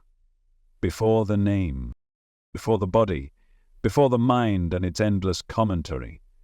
That presence was there, watching, being. You've mistaken the dream for the dreamer. You've confused the movie for the screen. But now, you're waking up. And as you wake up, the longing begins to shift. But because it's no longer driving you to chase shadows, now it points you home, back to the one who longs, not the character, but the consciousness, the stillness, the light. So, ask yourself, what is the one thing that's been with me through every experience, every joy, every heartbreak, every victory, every loss? Not the body, it's changed, not the personality, it's evolved, not the beliefs, they've crumbled and reformed, but this presence, this silent alert space that sees, this awareness that doesn't speak yet understands everything, that doesn't control yet holds everything. You can't see it, but without it, you couldn't see anything. You can't define it, but it's what allows for all definition. It is the quiet I am behind the noise of I am this or I am that. And it never left. It was with you as a child staring at the sky. It was with you in your darkest night. It was with you in the moments of ecstasy you thought were it. And it's with you now as you read these words. So maybe the real isn't something to find. Maybe it's something to remember, something to relax into, something so close, so intimate, that you've missed it in the search, like a fish searching for water, like a flame wondering where the heat is. You are already what you're longing for. You just believed you were something smaller. A character in a mind-made movie, a name chasing permanence. But you are the screen on which it all plays. You are the space the dream appears in. And the longing, that sacred ache, that's your invitation, not to seek harder, but to surrender deeper, to stop grasping at what changes and rest in what doesn't. The mind won't like this. It will say, that's too simple, it can't be that. But simplicity is where truth hides, not in complexity, not in elaborate concepts, but in what is. Undeniably, unshakably, this moment, right now, the awareness that holds it, that's your home, that's what's real. So breathe into that, feel it, not as an idea, but as direct experience. Notice the stillness beneath the thoughts, notice the presence behind the eyes, notice the watcher of the longing, and let it be enough. Let it reveal itself. Let it show you that the real isn't far away, it's here. It's always been here, and the only thing that ever needed to shift was your attention. If life is a dream, that doesn't make it meaningless, it makes it miraculous. You've been taught to believe that meaning must come from permanence, that what fades can't be trusted, that what shifts, what moves, what dances in and out of form is somehow less real than what stays. But what if the opposite is true? What if impermanence is the miracle? What if the fleeting nature of life, the way a sunrise lasts only a few minutes, the way a laugh dissolves into silence, the way someone you love can vanish from this world without warning, isn't proof of emptiness, but proof of magic? Dreams don't last, but they leave an impression. They move you. They stir something in you that lingers long after you wake. And life is no different. It comes, it goes, it flickers, it vanishes. And still, it means something. Still, it matters. Even if it can't be held forever. Even if it's built from stardust and silence. Even if every single part of it is in motion. There's a beauty in that. A softness, a reverence, because nothing is guaranteed. Nothing is owed. Every breath is a gift. Every sunrise is a painting that will never be repeated. Every moment of connection, every glance of love, every shared silence, they are all firsts and lasts at once. And that makes them sacred. That makes this dream more beautiful than any permanence ever could. You see, the mind wants control. It wants to nail things down. It wants labels. It wants guarantees. But the heart, the soul, they understand the dream. They understand that this is a dance, not a destination, that life is not a problem to be solved, but a mystery to be lived. And the dream of life, with all its beauty and chaos, joy and sorrow, is your canvas. You're not here to conquer it, you're here to feel it, to move with it, to let it shape you, to allow yourself to be touched by its colors, its sounds, its sensations, even the ones that hurt, even the ones that leave scars. Because pain, too, has its own beauty. It cracks you open. It reveals the tenderness beneath the armor. It humbles you. It shows you what matters. And joy is no less real just because it fades. In fact, it's more powerful because it fades. Because it teaches you presence. It invites you to pay attention. It says, look, this moment will never come again. Be here for it. And when you're fully here, you begin to see the dream for what it truly is, not an illusion to escape, but a miracle to embrace. Because, yes, it's a dream, but it's a dream happening in awareness, a dream infused with consciousness, a dream where love is possible, where laughter is real, where you can taste, touch, create, dance, cry, and be.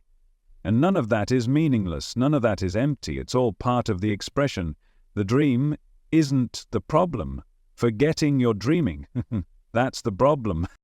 Thinking the characters are all that matter, believing the story is your identity, clinging to outcomes like they define your worth. That's where the suffering lives.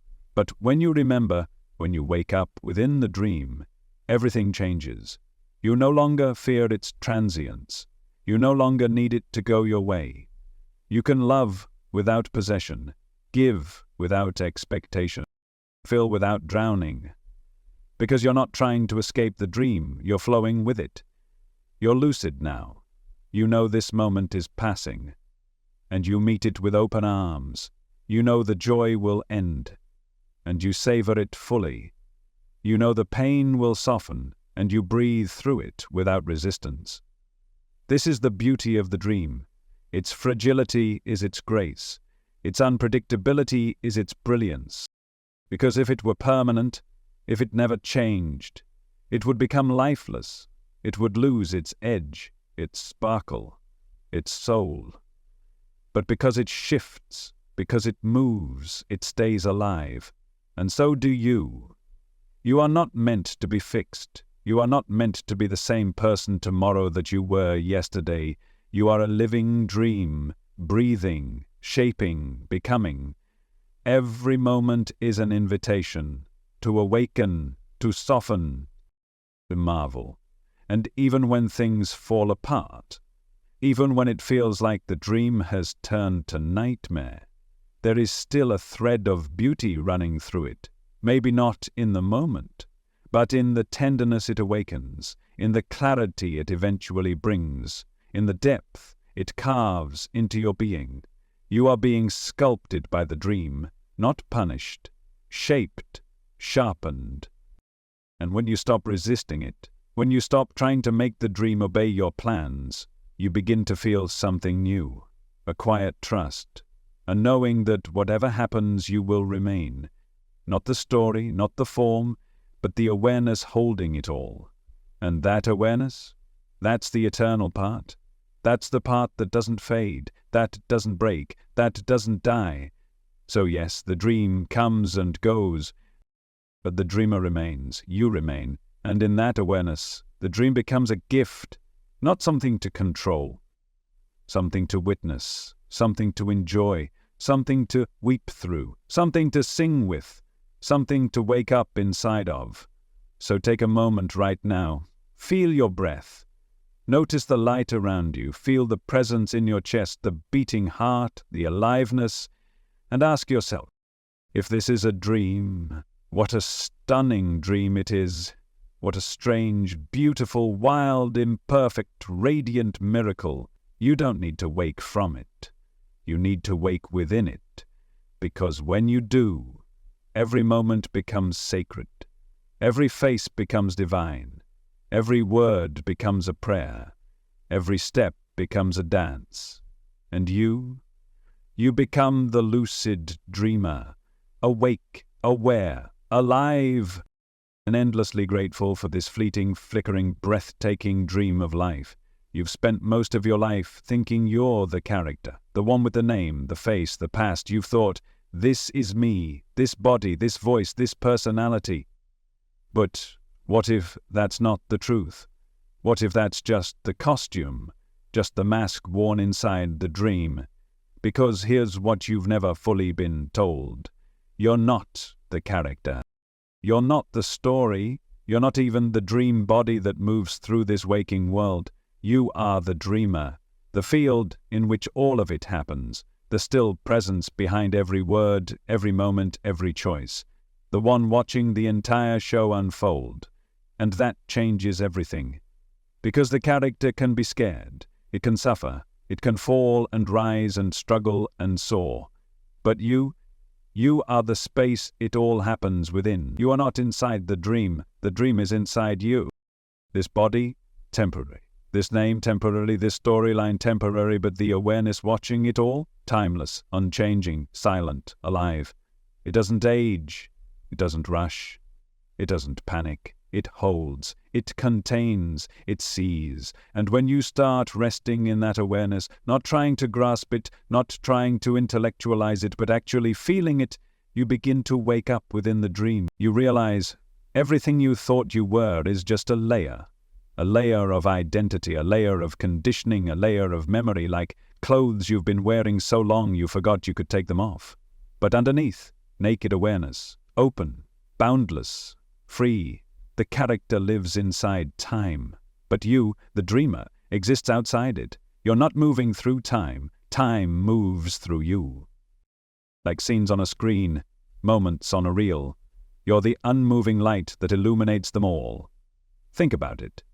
In dreams, you become a different person. You have a different body, a different history, a different purpose. And yet, you're still you. Not the character, but the dreamer behind it, the one who witnesses it all, even if you forget while dreaming. And when you wake, you say, that was a dream. But are you so sure this isn't? Not a fake, not meaningless, but a dream in the deepest spiritual sense, a projection of consciousness, a temporary play of form in formless awareness. That doesn't make it less sacred, it makes it more so. Because now you see, it's not permanent, it's art, it's theater, it's poetry, and you are not trapped in it. You are the one breathing it into being, moment by moment, scene by scene. You are not separate from the dream, you are the dream, and you are the dreamer. Both the field and the form, the silence and the sound. You think you're looking out from behind your eyes, but really the eyes are appearing in you. You think your thoughts are something you produce, but they're arising in the space of awareness like ripples in water. And when you stop trying to grasp the dream, when you stop trying to own it, fix it, control it, you fall back into what you really are, the witness, the container, the dreamer. And in that shift, something else happens. The fear begins to dissolve. Because fear belongs to the character, to the one who's trying to survive, to hold on, to win. But the dreamer doesn't fear. The dreamer watches. It embraces every scene. It weeps with the sorrow, laughs with the joy. But it never forgets its dreaming. So nothing sticks, nothing poisons the core, nothing shakes the foundation. Because the foundation is unshakable. That's what you are. Unshakable awareness.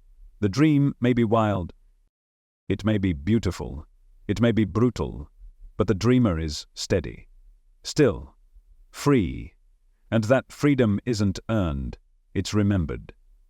You don't have to reach some level of success to find it, you don't have to wait for the pain to end, you don't even have to finish healing, you just have to stop identifying with the mask.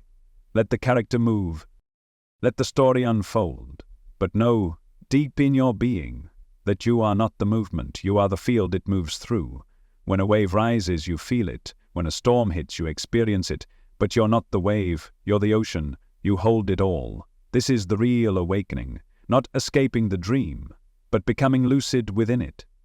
Not abandoning your life, but living it as a sacred play, fully present, fully awake, knowing that the form is temporary but the essence is eternal. And when you walk through life as the dreamer, you don't need the story to go your way.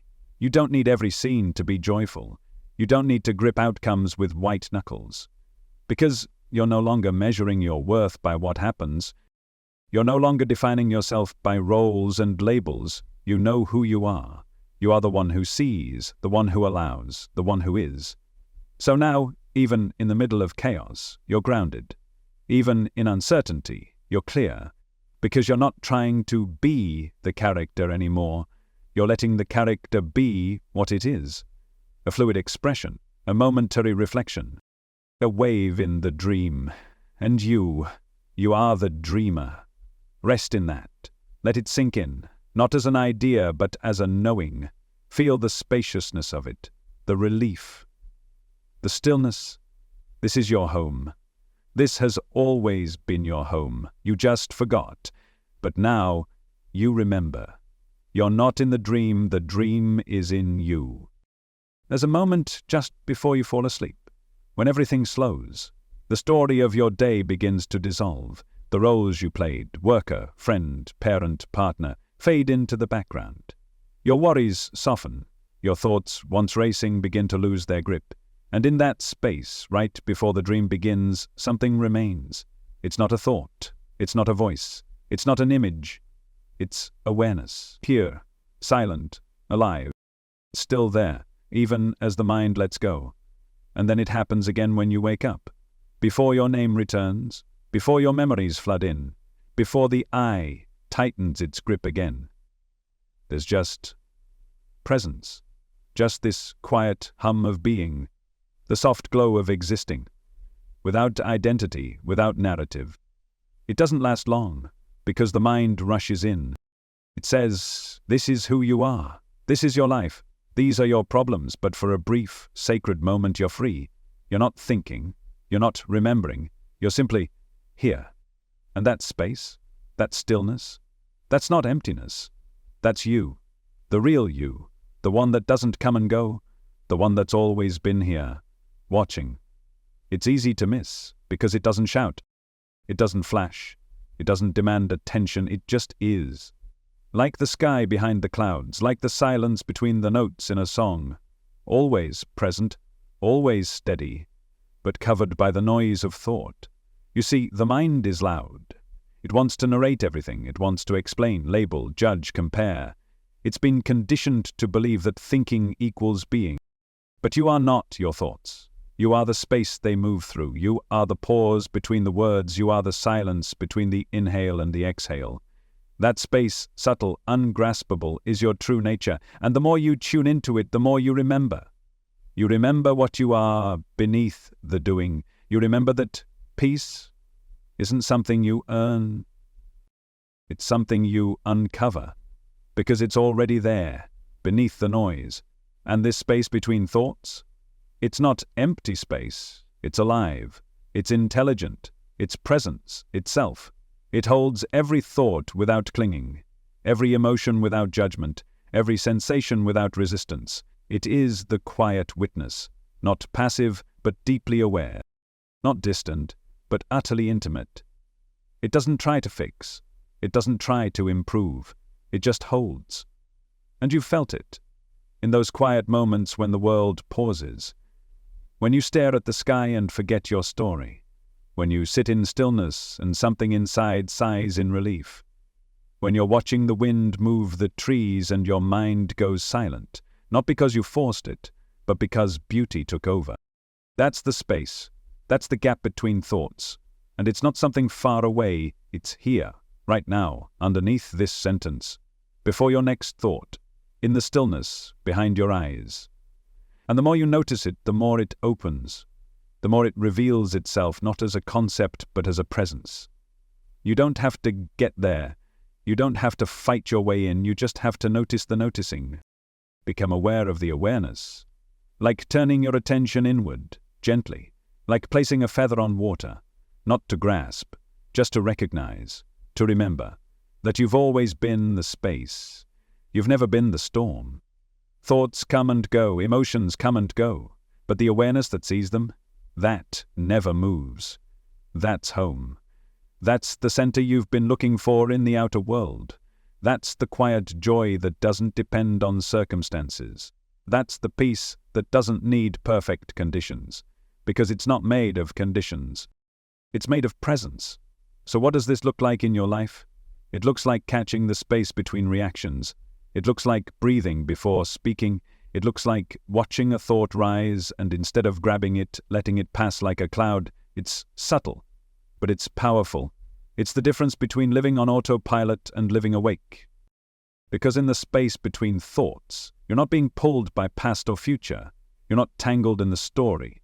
You're resting in now. And now is where life actually happened. Not yesterday, not tomorrow. Here, now. The mind resists this. It thinks silence is boring. It's been trained to chase stimulation, drama, distraction. But the more you sit in this space, the more you realize this is where depth lives. This is where truth begins. Not in the noise, but in the stillness behind it. That's why great insights come in silence. Why healing begins when thinking stops. Why creativity blooms when the mind takes a breath. Because the space is intelligence itself. It's not the absence of life. It's the foundation of it. It's not lifeless, it's radiant. And when you return to it, you return to your essence. You stop trying to be something. You stop trying to become. You just are. And that is enough. So next time you feel overwhelmed, pause. Close your eyes. Notice the breath. And then notice the space between the breaths. The moment where nothing is happening, where the mind isn't speaking, where everything is still. Rest there, even for a second, and watch what happens. The tension softens. The fear dissolves. The identity loosens, not because you did anything, but because you return to what you are, the space, the awareness, the silence between thoughts. This is not about rejecting thinking. It's about seeing clearly that you are not the thinker. You are the awareness of thinking. You are the one who sees the thought arise, play out, and fade. And in that seeing, you're free. Because you don't have to believe every thought. You don't have to chase every feeling. You can rest in the space and let everything else move around you like weather. You are not the storm. You are the sky. You are not the words. You are the silence that gives them meaning. You are not the doing. You are the being that allows it all. And once you taste this, even briefly, you never forget. You may lose sight of it, you may get swept up in the story again, but part of you always remembers the stillness, the peace, the home between thoughts. And when life gets loud, you'll know where to return, not to fix, not to escape, but to remember, to rest, to reconnect with the truth that's never left you. You are the space between thoughts. You are the stillness before the story. You are the awareness that watches the dream. And that is enough. What if the one who's been watching your entire life isn't you at all?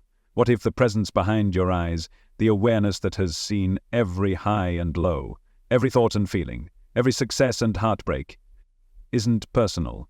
Not your soul, not your consciousness, not your private little inner voice, but something deeper, something vaster, something impersonal that's been flowing through you all along. You see, you've believed that the I inside, the voice that watches, that tracks, that remembers, that this is you, your truest self, the most intimate core of your identity. But what if even that is just another layer? What if the real watcher is not part of your personality, not a product of your memories or your name, not even something located inside you? Imagine this. You're sitting quietly, eyes closed, a thought arises. I should check my phone. Another thought follows. No, I'm meditating. And somewhere in the background, something sees both thoughts. Something notices the desire and the resistance. It doesn't react, it just sees. That seeing, that observing. It's always there. Even when you're asleep. Even when the thoughts go quiet.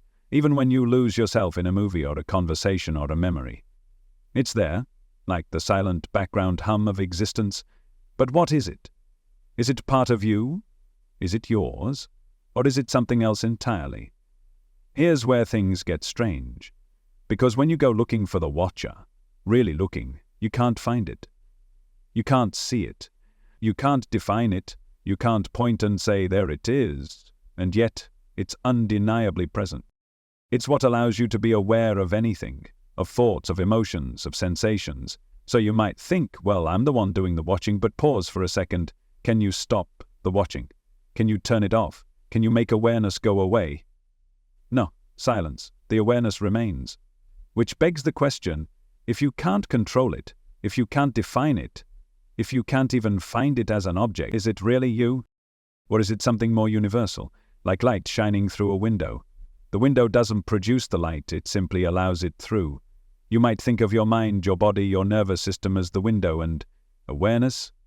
That's the light. Not owned, not created, just appearing through the form, moving through your particular lens, but not limited to it. You are not the source, you are the vessel, and suddenly everything shifts. Because now the sense of me is no longer the center of everything. Now you're just a channel, a character in the dream, a movement in the field, not the field itself, not the source, just an appearance in it. And that can feel unsettling, because we're conditioned to believe we're the subject, that life revolves around our perception, that the I behind the eyes is the one in charge. But when you investigate that I, it starts to disappear. You realize it's not a thing, it's a process, a story being told, a narrative running through your mind. But the awareness? The awareness is something else. It doesn't speak, it doesn't think, it doesn't choose, it just witnesses.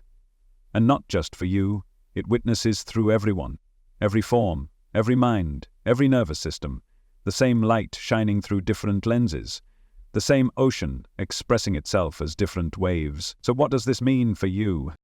It means the you you've been protecting, defending, glorifying, shaming might not be who you are. It means you are not the thinker. You are not the feeler. You are not the experiencer. You are the space in which all of that happens. And that space is not private. It's not yours. It's not contained by a body. It's not shaped by memory. It's universal, infinite, free. So when you say, I'm aware, what you're really saying is awareness is happening here, but the I isn't doing it. It's being done, just like your heart beats without your effort, just like breath rises and falls. Awareness simply is, and you're not its owner. You're its expression. You are not the center of perception. Perception is happening, and you are just one of the characters it flows through. A ripple in the stream. Not the source, not the destination. Just a moment in the field of consciousness. And strangely, that's not depressing, it's liberating. Because now everything softens. There's no identity to protect, no mask to wear, no self-imes to maintain. You can just be. Let life live itself through you. Let awareness move through this body, this voice, this moment. You become a flute and awareness plays the song. You become the sky and awareness paints the clouds. You become the witness, not as a personal achievement, but as a recognition, a surrender. And when you rest in that, something opens, a deeper peace, a wider compassion, a humility that doesn't shrink but expands. Because now, you're not trying to be the main character. You're part of the whole. You're the dance itself. And there's no pressure to control it. There's no fear of getting it wrong. Because you're not in charge. You're not the doer. You're the watched. The movement, the play, and the real watcher? It's untouched, unmoved, unbound. It watches your joy without attachment. It watches your sorrow without judgment. It watches the rise and fall of every thought, like clouds passing through an infinite sky. And when you stop trying to be the watcher, when you let go of needing to possess it, you fall into it, not as an idea, as direct experience. You are it, and yet you are also not it. You are both wave and ocean, both breath and air, both form and formless, and that paradox is the doorway to awakening. So next time you sit in stillness, don't try to be aware, don't try to find the watcher, just notice that awareness is already here, already watching, already holding everything, not because of you, but through you.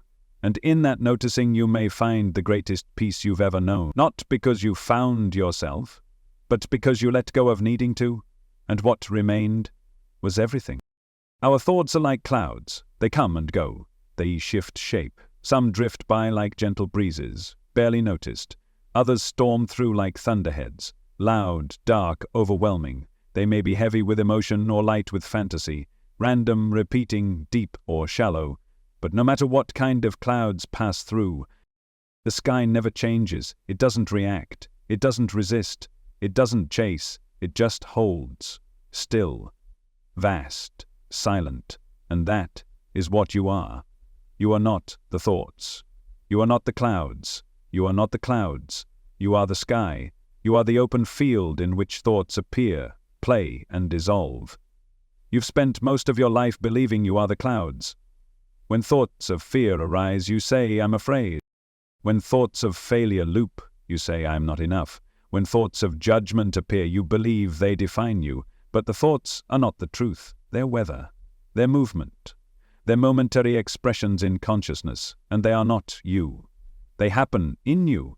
They are seen by you. But they do not own you. They do not define you, unless you grab hold and say, this is mine. But what if you didn't? What if you let thoughts move the way the wind moves? What if you watched them come and go without attaching, without resisting, without fighting? Because here's the truth. Thoughts are not solid. They are not stable. They are not even original. Most of them are recycled from past experiences, culture, memory, and fear. You didn't invent them. You inherited them. And most of them are echoes, not intentions. They are noise, not signal. So why do you give them so much power? Why do you believe the storm when the sky remains untouched? Because you forgot what you are. You got caught in the content and lost touch with the context. You focused on the words and forgot the silence that holds them. You got hypnotized by the movement and forgot the stillness underneath. But now, you're remembering. Now you're stepping back, and as you do, something shifts. The thoughts may still come, they probably will, but they don't hook you the same way. They don't pull you under like they used to. Because now you see them for what they are. Clouds. Just clouds. Not personal, not proof. Passing weather. And you are the sky. You are the space in which the thoughts move. And that space is never broken, never stained, never threatened. When a thundercloud rolls through the sky doesn't panic. When rain falls, the sky doesn't try to fix it. It allows, it holds, it remains. And so can you. You can let thoughts move without turning them into your identity. You can feel an emotion rise without clinging or pushing it away. You can sit in the storm and know, this will pass. But I remain. This isn't spiritual bypassing. This isn't denial, this is deep truth. Because when you know you're the sky, you can face any weather. You don't have to escape.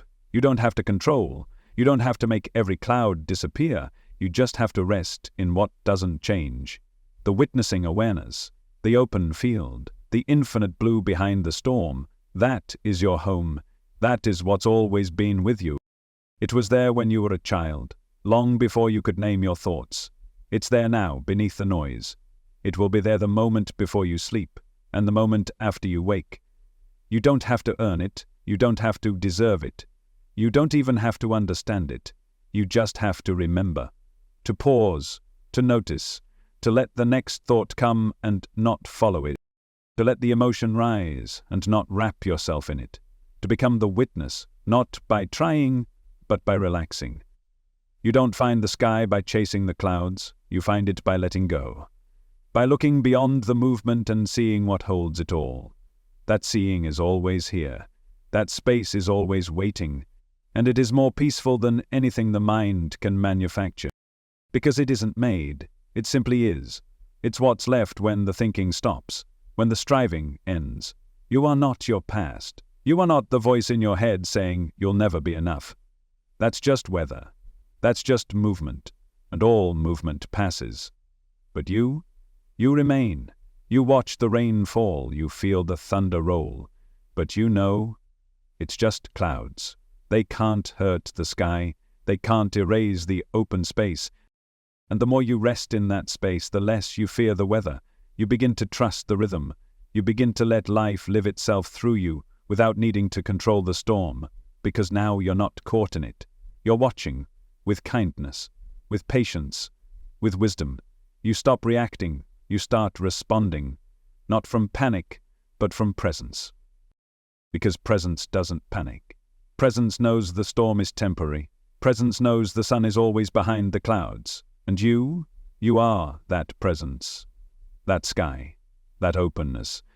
And there is so much freedom in that knowing, so much peace, so much power, because now you don't have to fix every thought. You don't have to solve every emotion. You don't have to be perfect. You just have to see, and let seeing be enough. Let awareness be enough. Let the sky hold the weather, and know in your heart that you are that sky, always, already, now.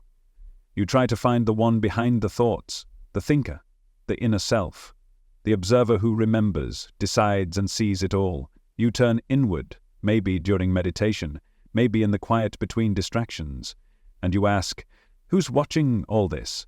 And at first it seems obvious. I am, you say. Of course. But then you pause and look again, and something strange begins to happen. You expect to find some core identity, some fixed center, but instead what you find is just more thoughts, more sensations, more memories. A flicker of emotion, the echo of a voice saying, it's me, but nothing solid. Nothing stable, nothing that stays, like trying to catch a shadow in your hands, like chasing a reflection across water. Every time you get close to the one who watches, it disappears, and you realize all you've ever seen are appearances in awareness, but never the awareness itself, never the seer, only the seen. And so you try again. You look behind the thoughts, behind the emotions, behind the body, but again it slips through your fingers. Not because it's hiding, but because it was never an object to begin with. You see, the witness, the one you think you are, is not something you can find, because it's not a thing. It has no shape, no color, no sound, it has no edges, no form, no image.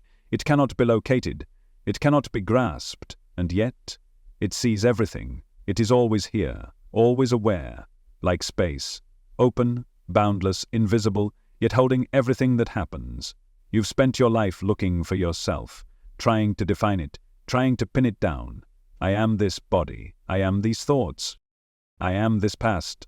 But with each layer you peel back, what you find is just more content, never the container. You find the clouds, but not the sky. You find the movie, but not the screen. And yet, something knows the search is happening. Something sees the thoughts arise, the breath move, the attention shift. And that is the witness. But it's not a witness in the way the mind understands. It's not separate, it's not someone watching from the outside. It's the awareness within everything, not watching you, but as you. Not apart from the experience, but the very space of experience itself. And this is why you can't find it. Because the witness is what's looking. The flashlight can't shine on itself. The eye can't turn to see its own seeing. So the harder you try to find the witness, the further away it seems. But not because it's absent, because it's too close, too intimate. It's the one thing that's always been here, always away, always aware, even when the thoughts are chaotic, even when the emotions are overwhelming, even when the story of me takes center stage. The witness is there, still, silent, unmoving. And when you stop trying to find it like an object, and simply rest as it, something shifts. Suddenly you don't feel the need to define, to describe, to hold on, because the awareness is enough. You don't need a solid self. You don't need to say, this is me. You can simply be, empty, open, present. And that's the paradox. The more you chase the I, the more it vanishes. The more you let go, the more you are, not as a person, but as presence, as space, as knowing without form. You might ask, but isn't there someone behind the eyes? Yes and no. There's awareness. There's presence, but no one you can name, no identity you can hold, just the flow of seeing, the field of knowing, without a center, without a boundary, just this. And that might feel unsettling at first, because we're so used to being someone, so used to saying, "This is who I am." But when that falls away, when the story collapses, there's a strange freedom, a lightness, because now you're not bound by identity. You're not trapped in a role. You're not limited to a thought about yourself. You are the spacious field in which the thoughts come and go. You are the presence in which the body rises and falls. You are the formless awareness in which all form appears. And that awareness doesn't need a name, it doesn't need a shape, it doesn't need a self. It simply is. So if you still feel the urge to search, pause. Notice who's searching, not the mind's answer, not the thought that says, "I'm the seeking," but the raw, wordless awareness that knows the seeking is happening. That is the witness, and it cannot be lost, because it was never separate. It was never other. It's not a watcher in the sky, it's the sky itself. Watching not from outside, but from within. As everything. So rest there, not in thought, not in identity, but in the ungraspable openness of being, the place where nothing is fixed and nothing is missing, the place where the question dissolves, where the seeker vanishes, where only presence remains. And in that presence, there is no one behind the eyes, just seeing, no one behind the thoughts, just knowing, no one behind the breath, just being. And somehow that is more intimate than anything you've ever called me, because it doesn't end, it doesn't fracture, it doesn't defend, it just is. That's the unfindable witness. Always here, always aware, and never needing to be found, because it was never lost. What if the awareness behind your eyes isn't just yours? What if the silent presence watching your life unfold, the one that hears your thoughts, feels your sensations, and knows your experience, isn't something personal at all? What if it's the same awareness looking through every pair of eyes? You've been taught to believe consciousness is private, that it belongs to you, that your awareness is something generated inside your skull, your own little candle burning in a room of separate lights. But what if it's not like that? What if it's more like one sun shining through countless windows, each window shaped differently, some stained with memory, some fogged with trauma, some crystal clear, but all of them touched by the same light. That light is awareness, and it doesn't belong to anyone, because it isn't a thing, it's not a product of your brain, it's not contained in your body, it's not owned, it's shared, not divided, not separate, just appearing through different lenses. Like water taking the shape of whatever cup it fills. Like electricity powering different devices but always the same current. That means that the you who is aware right now, who is hearing these words, sensing this moment, is not fundamentally different from the you in another body across the world. Different story, yes, different form, yes, but the same essence, the same witnessing field, the same presence. It's one consciousness, moving through many expressions. And that realization changes everything. Because suddenly you're not isolated anymore. You're not a separate self locked in a lonely head. You are the field of awareness itself. Not an individual light, but the light that is. And this awareness? It doesn't have opinions. It doesn't carry identity. It doesn't judge, cling, or compare. It simply sees, purely, clearly, equally. It sees you, it sees them, it sees everything, without preference. That's why when you look into someone's eyes and feel something beyond words, you're not imagining it, you're not projecting, you're recognizing. You're feeling the truth that the same awareness is looking back. Awareness, seeing itself, and in that moment the illusion of separation begins to dissolve, because separation lives in the mind, in thought, in belief, but not in awareness. Awareness is non-dual. It doesn't divide reality into subject and object. It holds both. It is both. It sees the world and the one seeing it. It knows your thoughts and the space those thoughts arise in, and it knows you, not as an identity, but as itself. So when you quiet your mind, when you stop labeling, when you stop saying I am this or they are that, what remains? Just presence, just awareness, just the field of being. And in that field there is no mine and yours, there is no self and other, there is only one seeing or knowing, one being, the same being that watched the stars form, the same being that breathes the trees, the same being that dances through every life, every creature, every moment. It's not distant, it's not abstract, it's right here, closer than thought, more intimate than emotion. It's what makes this moment possible. And it never left. It never changed. It was here before your name, it will be here after your last thought. It is what remains. So when you say, I am aware, what you're really saying is, awareness is happening through this form, but not because of it. You don't own awareness, you are it, and so is everyone else. The differences are on the surface, the bodies, the behaviors, the histories, but at the core, one awareness, one light, many faces. This is why compassion becomes effortless when you wake up to this truth. Because now when someone suffers, you don't see a stranger, you see yourself. You see your own awareness wrapped in different circumstances, a different costume, but the same source. And love flows naturally, not as a virtue, but as recognition, not as a duty, but as resonance. You see another's joy, and it fills your heart. You see another's pain, and it softens your gaze. Because you're not trying to love them. You are them. In essence, in being, you are the same light, and suddenly spirituality is no longer a path you walk alone. It's a mirror. It's a reunion. It's a remembering that you never needed to become enlightened, because enlightenment was already looking through your eyes. It was never missing. You just forgot to notice. You got caught up in the mask, the name, the story. But now you see, the actor is not the role, the awareness is not the mind, and the light doesn't care what shape the window is. It just shines, through everyone, through everything. So what does this mean for your daily life? It means the boundaries begin to blur, not in a way that makes you lose yourself, but in a way that frees you from the illusion of separation. You begin to treat others not based on their story, but based on the awareness you recognize in them.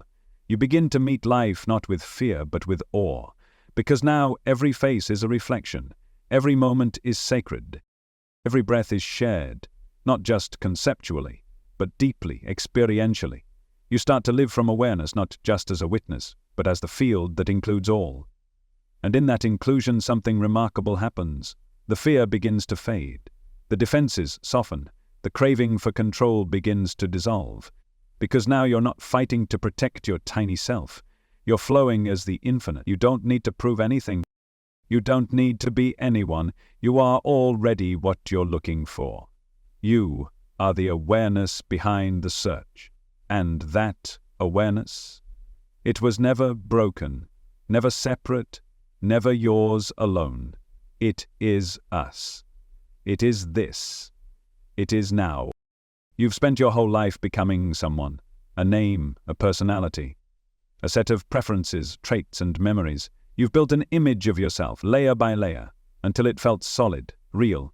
But have you ever stopped to ask, where did all of this come from? Who shaped the you believe in so deeply? Was it truly born from some deep inner truth? Or was it borrowed, assembled, constructed? Look closely. Your accent, you inherited it. The way you carry yourself, the way you respond to conflict, even the things you find funny, all shaped by the people and places you were raised in. Your beliefs, taught. Your values, modeled. Your fears, conditioned. Even your dreams. Were they planted before you even had the words to question them? From your earliest breath, you were absorbing, a sponge soaking up language, emotion, expectation. Before you could walk, you were learning what was acceptable. Before you could think critically, you were being praised for certain behaviors and discouraged from others. And slowly a pattern formed, a persona. You learned to play roles, to smile when it was expected, to hide what was unwelcome, to speak in ways that earned approval and avoid those that triggered rejection. And all of that became you. But what if it's not? What if your self is more costume than core? What if it's a mask, crafted over time from the ideas of others? Not false, just borrowed, and worn for so long you forgot you were wearing it. You see, identity feels real because it's familiar, because it's been practiced, rehearsed, rewarded. But just because something is familiar doesn't make it true. Just because you've worn the mask for decades doesn't mean it's your face, and the longer you look, the more the cracks begin to show.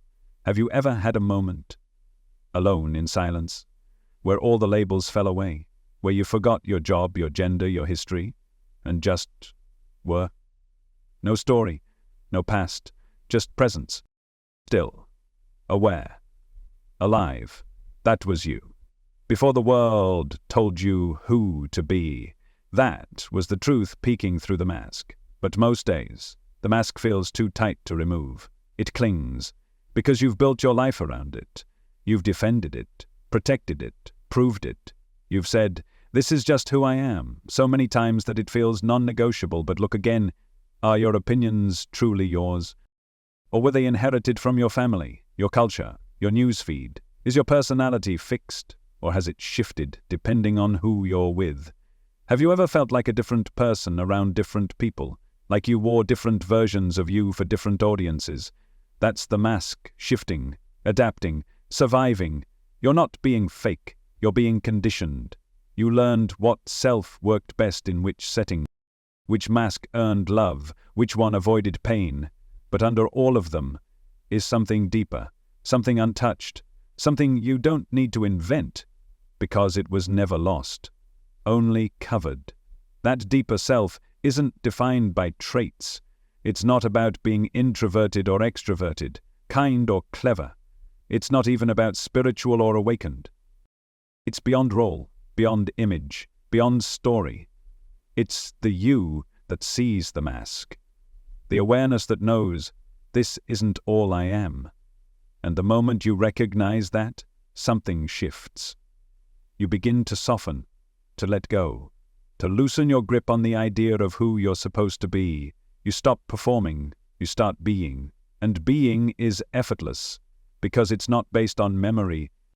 It's not shaped by expectation. It's not trying to become, it already is. Pure presence, silent, alert, grounded. And that presence? It's been with you all along. It watched your first heartbreak. It saw your biggest triumphs. It sat with you in your darkest moments. Not judging, not defining, just holding. And it will be there when the story ends, when the mask finally drops for good. But you don't have to wait until the end. You can begin removing it now, not all at once, not with force, but gently, curiously, with love. Ask yourself, who am I when I stop trying to be liked? Who am I when I'm not trying to impress? Who am I in the silence, when there's no one watching? That's where the real begins, and that's where freedom lives. Because the mask is heavy, it requires maintenance, performance, defense. But the real you, the one beneath, doesn't need to be explained, doesn't need to be accepted. It just needs to be seen by you. And yes, it can be scary. Letting go of identity can feel like death, because in a way it is, the death of the false, the unraveling of the imagined. But what dies isn't real, it's the costume, the construct, and what remains is peace, clarity, presence. You stop trying to be someone, you just are. And paradoxically, that's when the most authentic version of you begins to shine, not from effort, but from release. You laugh more, you care less about approval, you speak with less filter but more heart.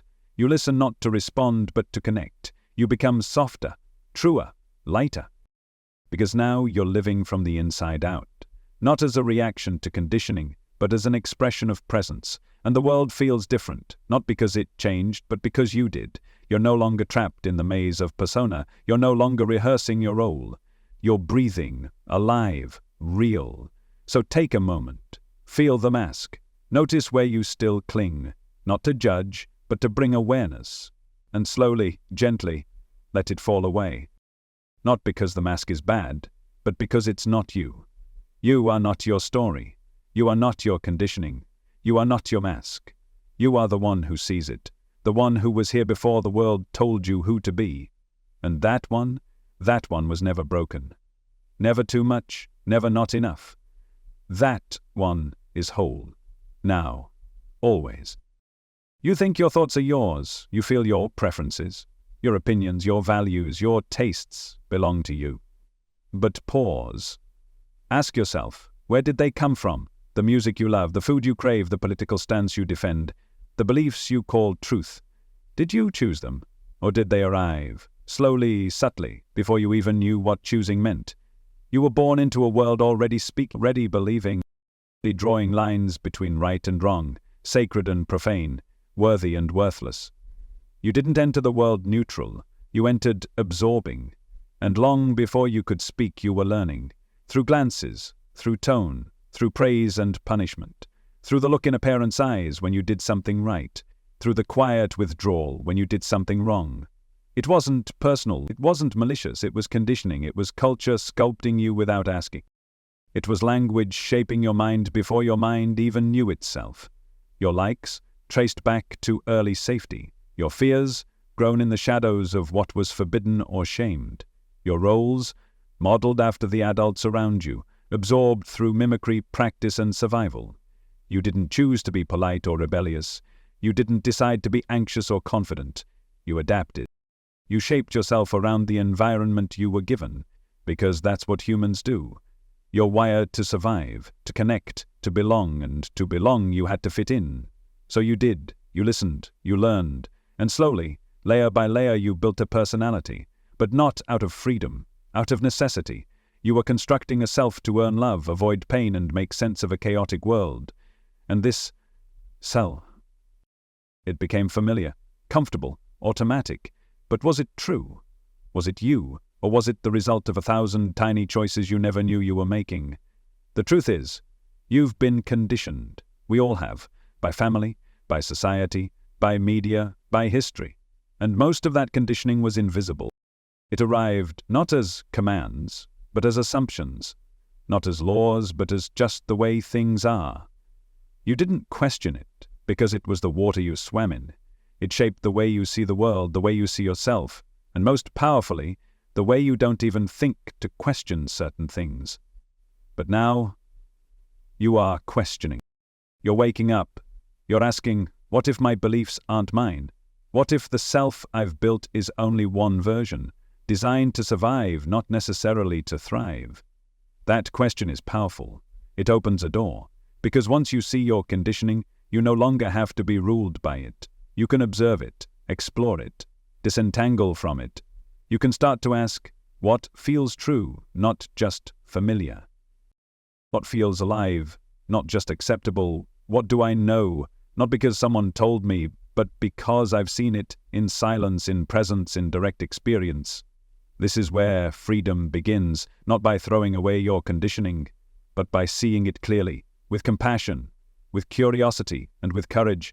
Because make no mistake, it takes courage to unlearn, to question what you've always taken for granted, to admit, maybe this belief was planted, maybe this fear was inherited, maybe this version of me isn't the final one. You don't have to destroy your past. You don't have to hate your upbringing. You don't even have to reject your culture. But you do have to reclaim your awareness. You have to become conscious of what's been unconscious, to bring light to the inherited script, to realize I am not obligated to keep wearing the masks I was handed. I can choose again. And choosing again doesn't mean becoming someone new.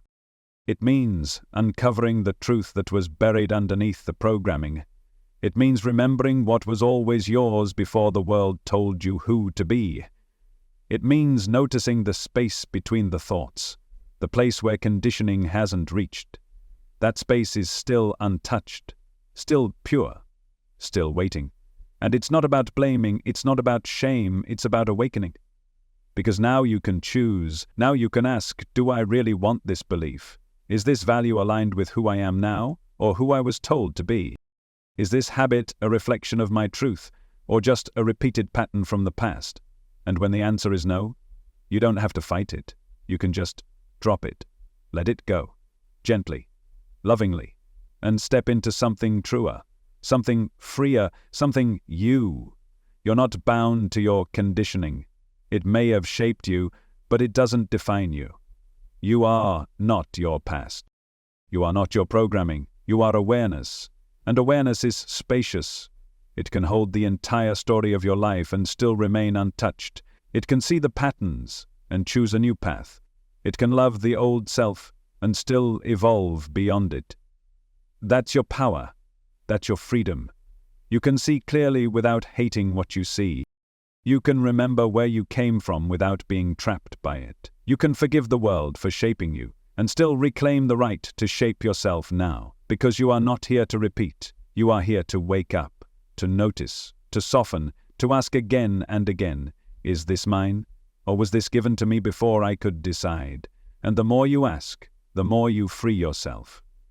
You don't have to be who the world told you to be. You can be what's underneath it all. The quiet, knowing presence that sees the mask. The still, spacious being that was never conditioned. That self doesn't need approval. It doesn't need to perform. It just is. And when you rest in that awareness, you stop reacting. You start responding. You stop clinging to the identity.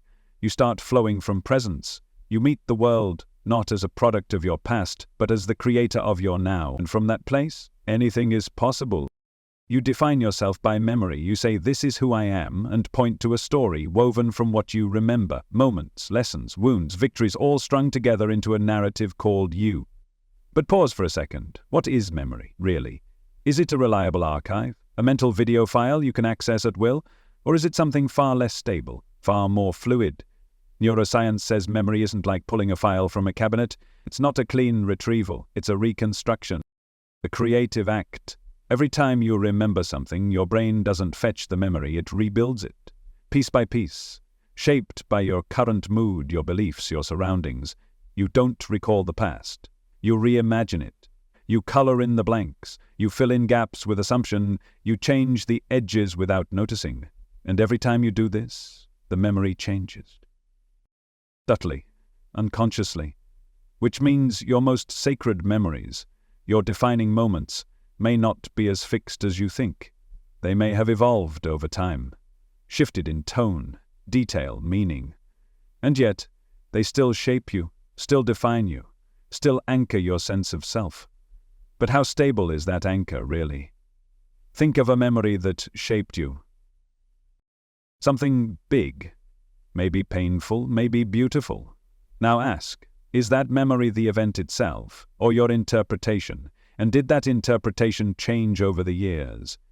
Did you tell the story differently as you grew? Did your understanding deepen, soften, or harden, depending on what else life threw at you? If so, then who is the you that was shaped? Which version is real? Which telling is true? You see, the self you believe in is stitched together from these fluid stories. And yet, you treat them as fact, as law. You say, I'm this way because of that thing that happened. But what if that thing didn't happen the way you think? What if your mind edited it? What if your emotion painted it more dramatic than it was? What if your need for identity exaggerated the wound or softened the edge? And here's the deeper truth. Most of your memories aren't remembered directly.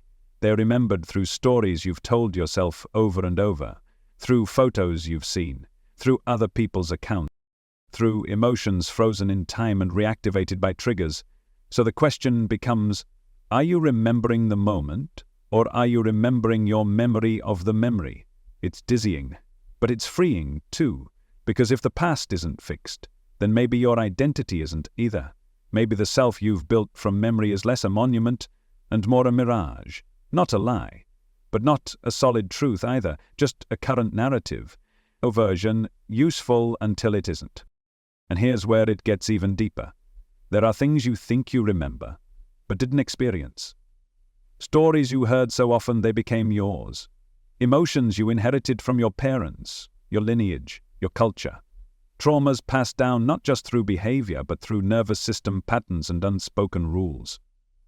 And these shape your sense of me. You believe they make you you. But do they? Or do they just build a character the mind can hold on to? Because the mind needs a story. It clings to continuity. It says, this is me. I began here. This happened. Then that. But awareness, it doesn't need continuity. It doesn't need memory to be itself. You've experienced this. Those brief moments before falling asleep. Right as you wake up. There's no story. No name. No past. Just presence. And in that space, You're still here, still aware, still alive. So if memory can disappear and awareness remains, then who are you? Are you the one who remembers, or the one who sees memory arise? Are you the story, or the field the story appears in? That's the shift. That's the freedom. Because if you're awareness, then memory doesn't define you. It informs you. It flavors experience. It gives context. But it doesn't limit who you are. It doesn't trap you in an identity made of old interpretations. It doesn't freeze you in a version you've outgrown. And once you see this, you stop worshipping memory. You stop using it as a measuring stick for who you're allowed to be. You start living not from the past, but from presence. You start asking, what's true now? What's alive now? What am I without the memory? Because without memory, you're not less. You're free. You're open. You're available to this moment, rather than reacting to a moment long gone. And, ironically, when you stop clinging to memory, it becomes clearer, more tender, more nuanced, because now you're not using it as armor. You're meeting it with spaciousness. With presence you can feel old pain without becoming it. You can honor old joy without chasing it. You can see memory not as who I am, but as what I experienced. And that difference is everything. Because now you're not stuck. You're not frozen in a version of yourself. You're not repeating the past on autopilot.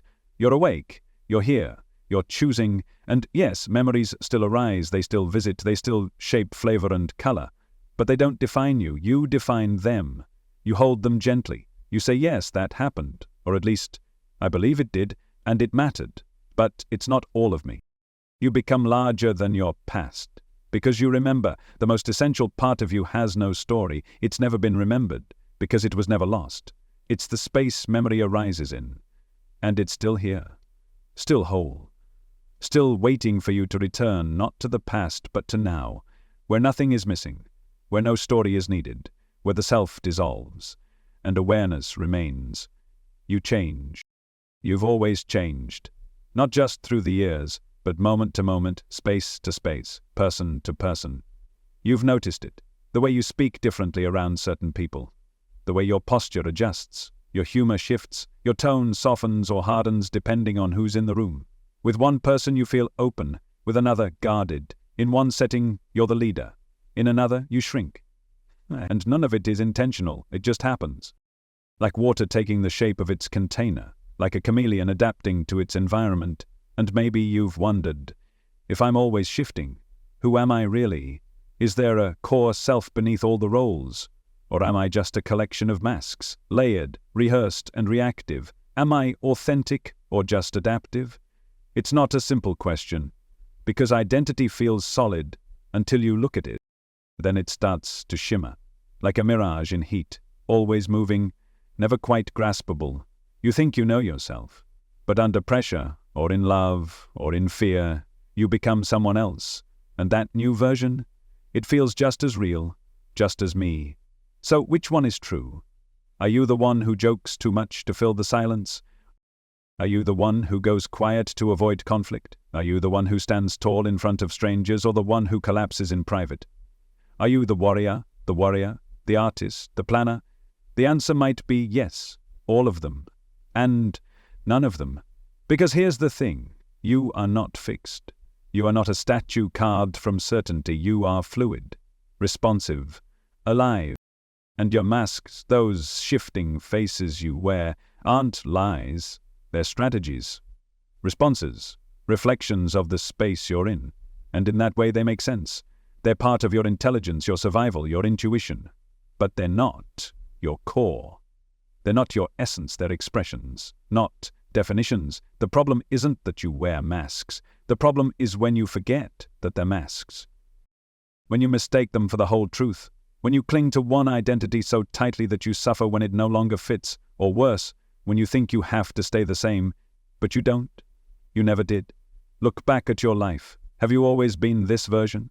Has your personality, your worldview, your humor, your habits stayed static? Of course not. You've evolved. You've adapted. You've shifted in ways you don't even notice, and you'll keep doing that, because growth isn't optional. It's who you are. You are not a fixed point, you are a wave, and the beauty of a wave is that it moves, it expresses, it rises and falls, but it never stops being water. So maybe the question isn't, what's the real me? Maybe it's, what is always here, beneath every shift? Because if there's something consistent, something unmoved, it's not in your personality, it's not in your behavior, it's in your awareness. The part of you that watches the roles come and go, that feels the mask slip on and off and on again. That part, it doesn't change. It's the stage beneath the actors, the sky behind the clouds. And it's always been there, silent, still, untouched by the performance. You might not notice it in the noise, but in the quiet, it's unmistakable. It's the you that exists before you decide who to be, the presence that watches your life unfold. And that presence doesn't have a mask, it doesn't need one, because it doesn't need to be seen, it already sees. So when you start to feel fragmented, like you're being too many things for too many people, come back to that. Come back to the witness, not to escape the world, but to remember that you're more than your roles. You're not just the character in the play, you're also the light on the stage. And here's what happens when you live from that awareness. Your masks become tools, not prisons. You use them skillfully, you shift when needed, but you don't lose yourself in the shift. You play your roles, but you remember you're not the role. You become fluid without becoming false. Because authenticity isn't about staying the same, it's about staying connected to presence, to truth, to the silent knowing that exists beneath identity. And when you live from that space, you feel more like yourself, even when you're changing. You stop needing to prove who you are. You stop fearing who you're not. You start flowing with life, and others feel it. They feel the difference. They feel your groundedness, your depth, your soft. Because you're not clinging to a version of you, you're being, fully, freely, and paradoxically. When you're not trying to be authentic, you become the most real. Because you're not acting from ego. You're acting from awareness, from presence. And that's unshakable. That's the you that doesn't shift, no matter what room you walk into.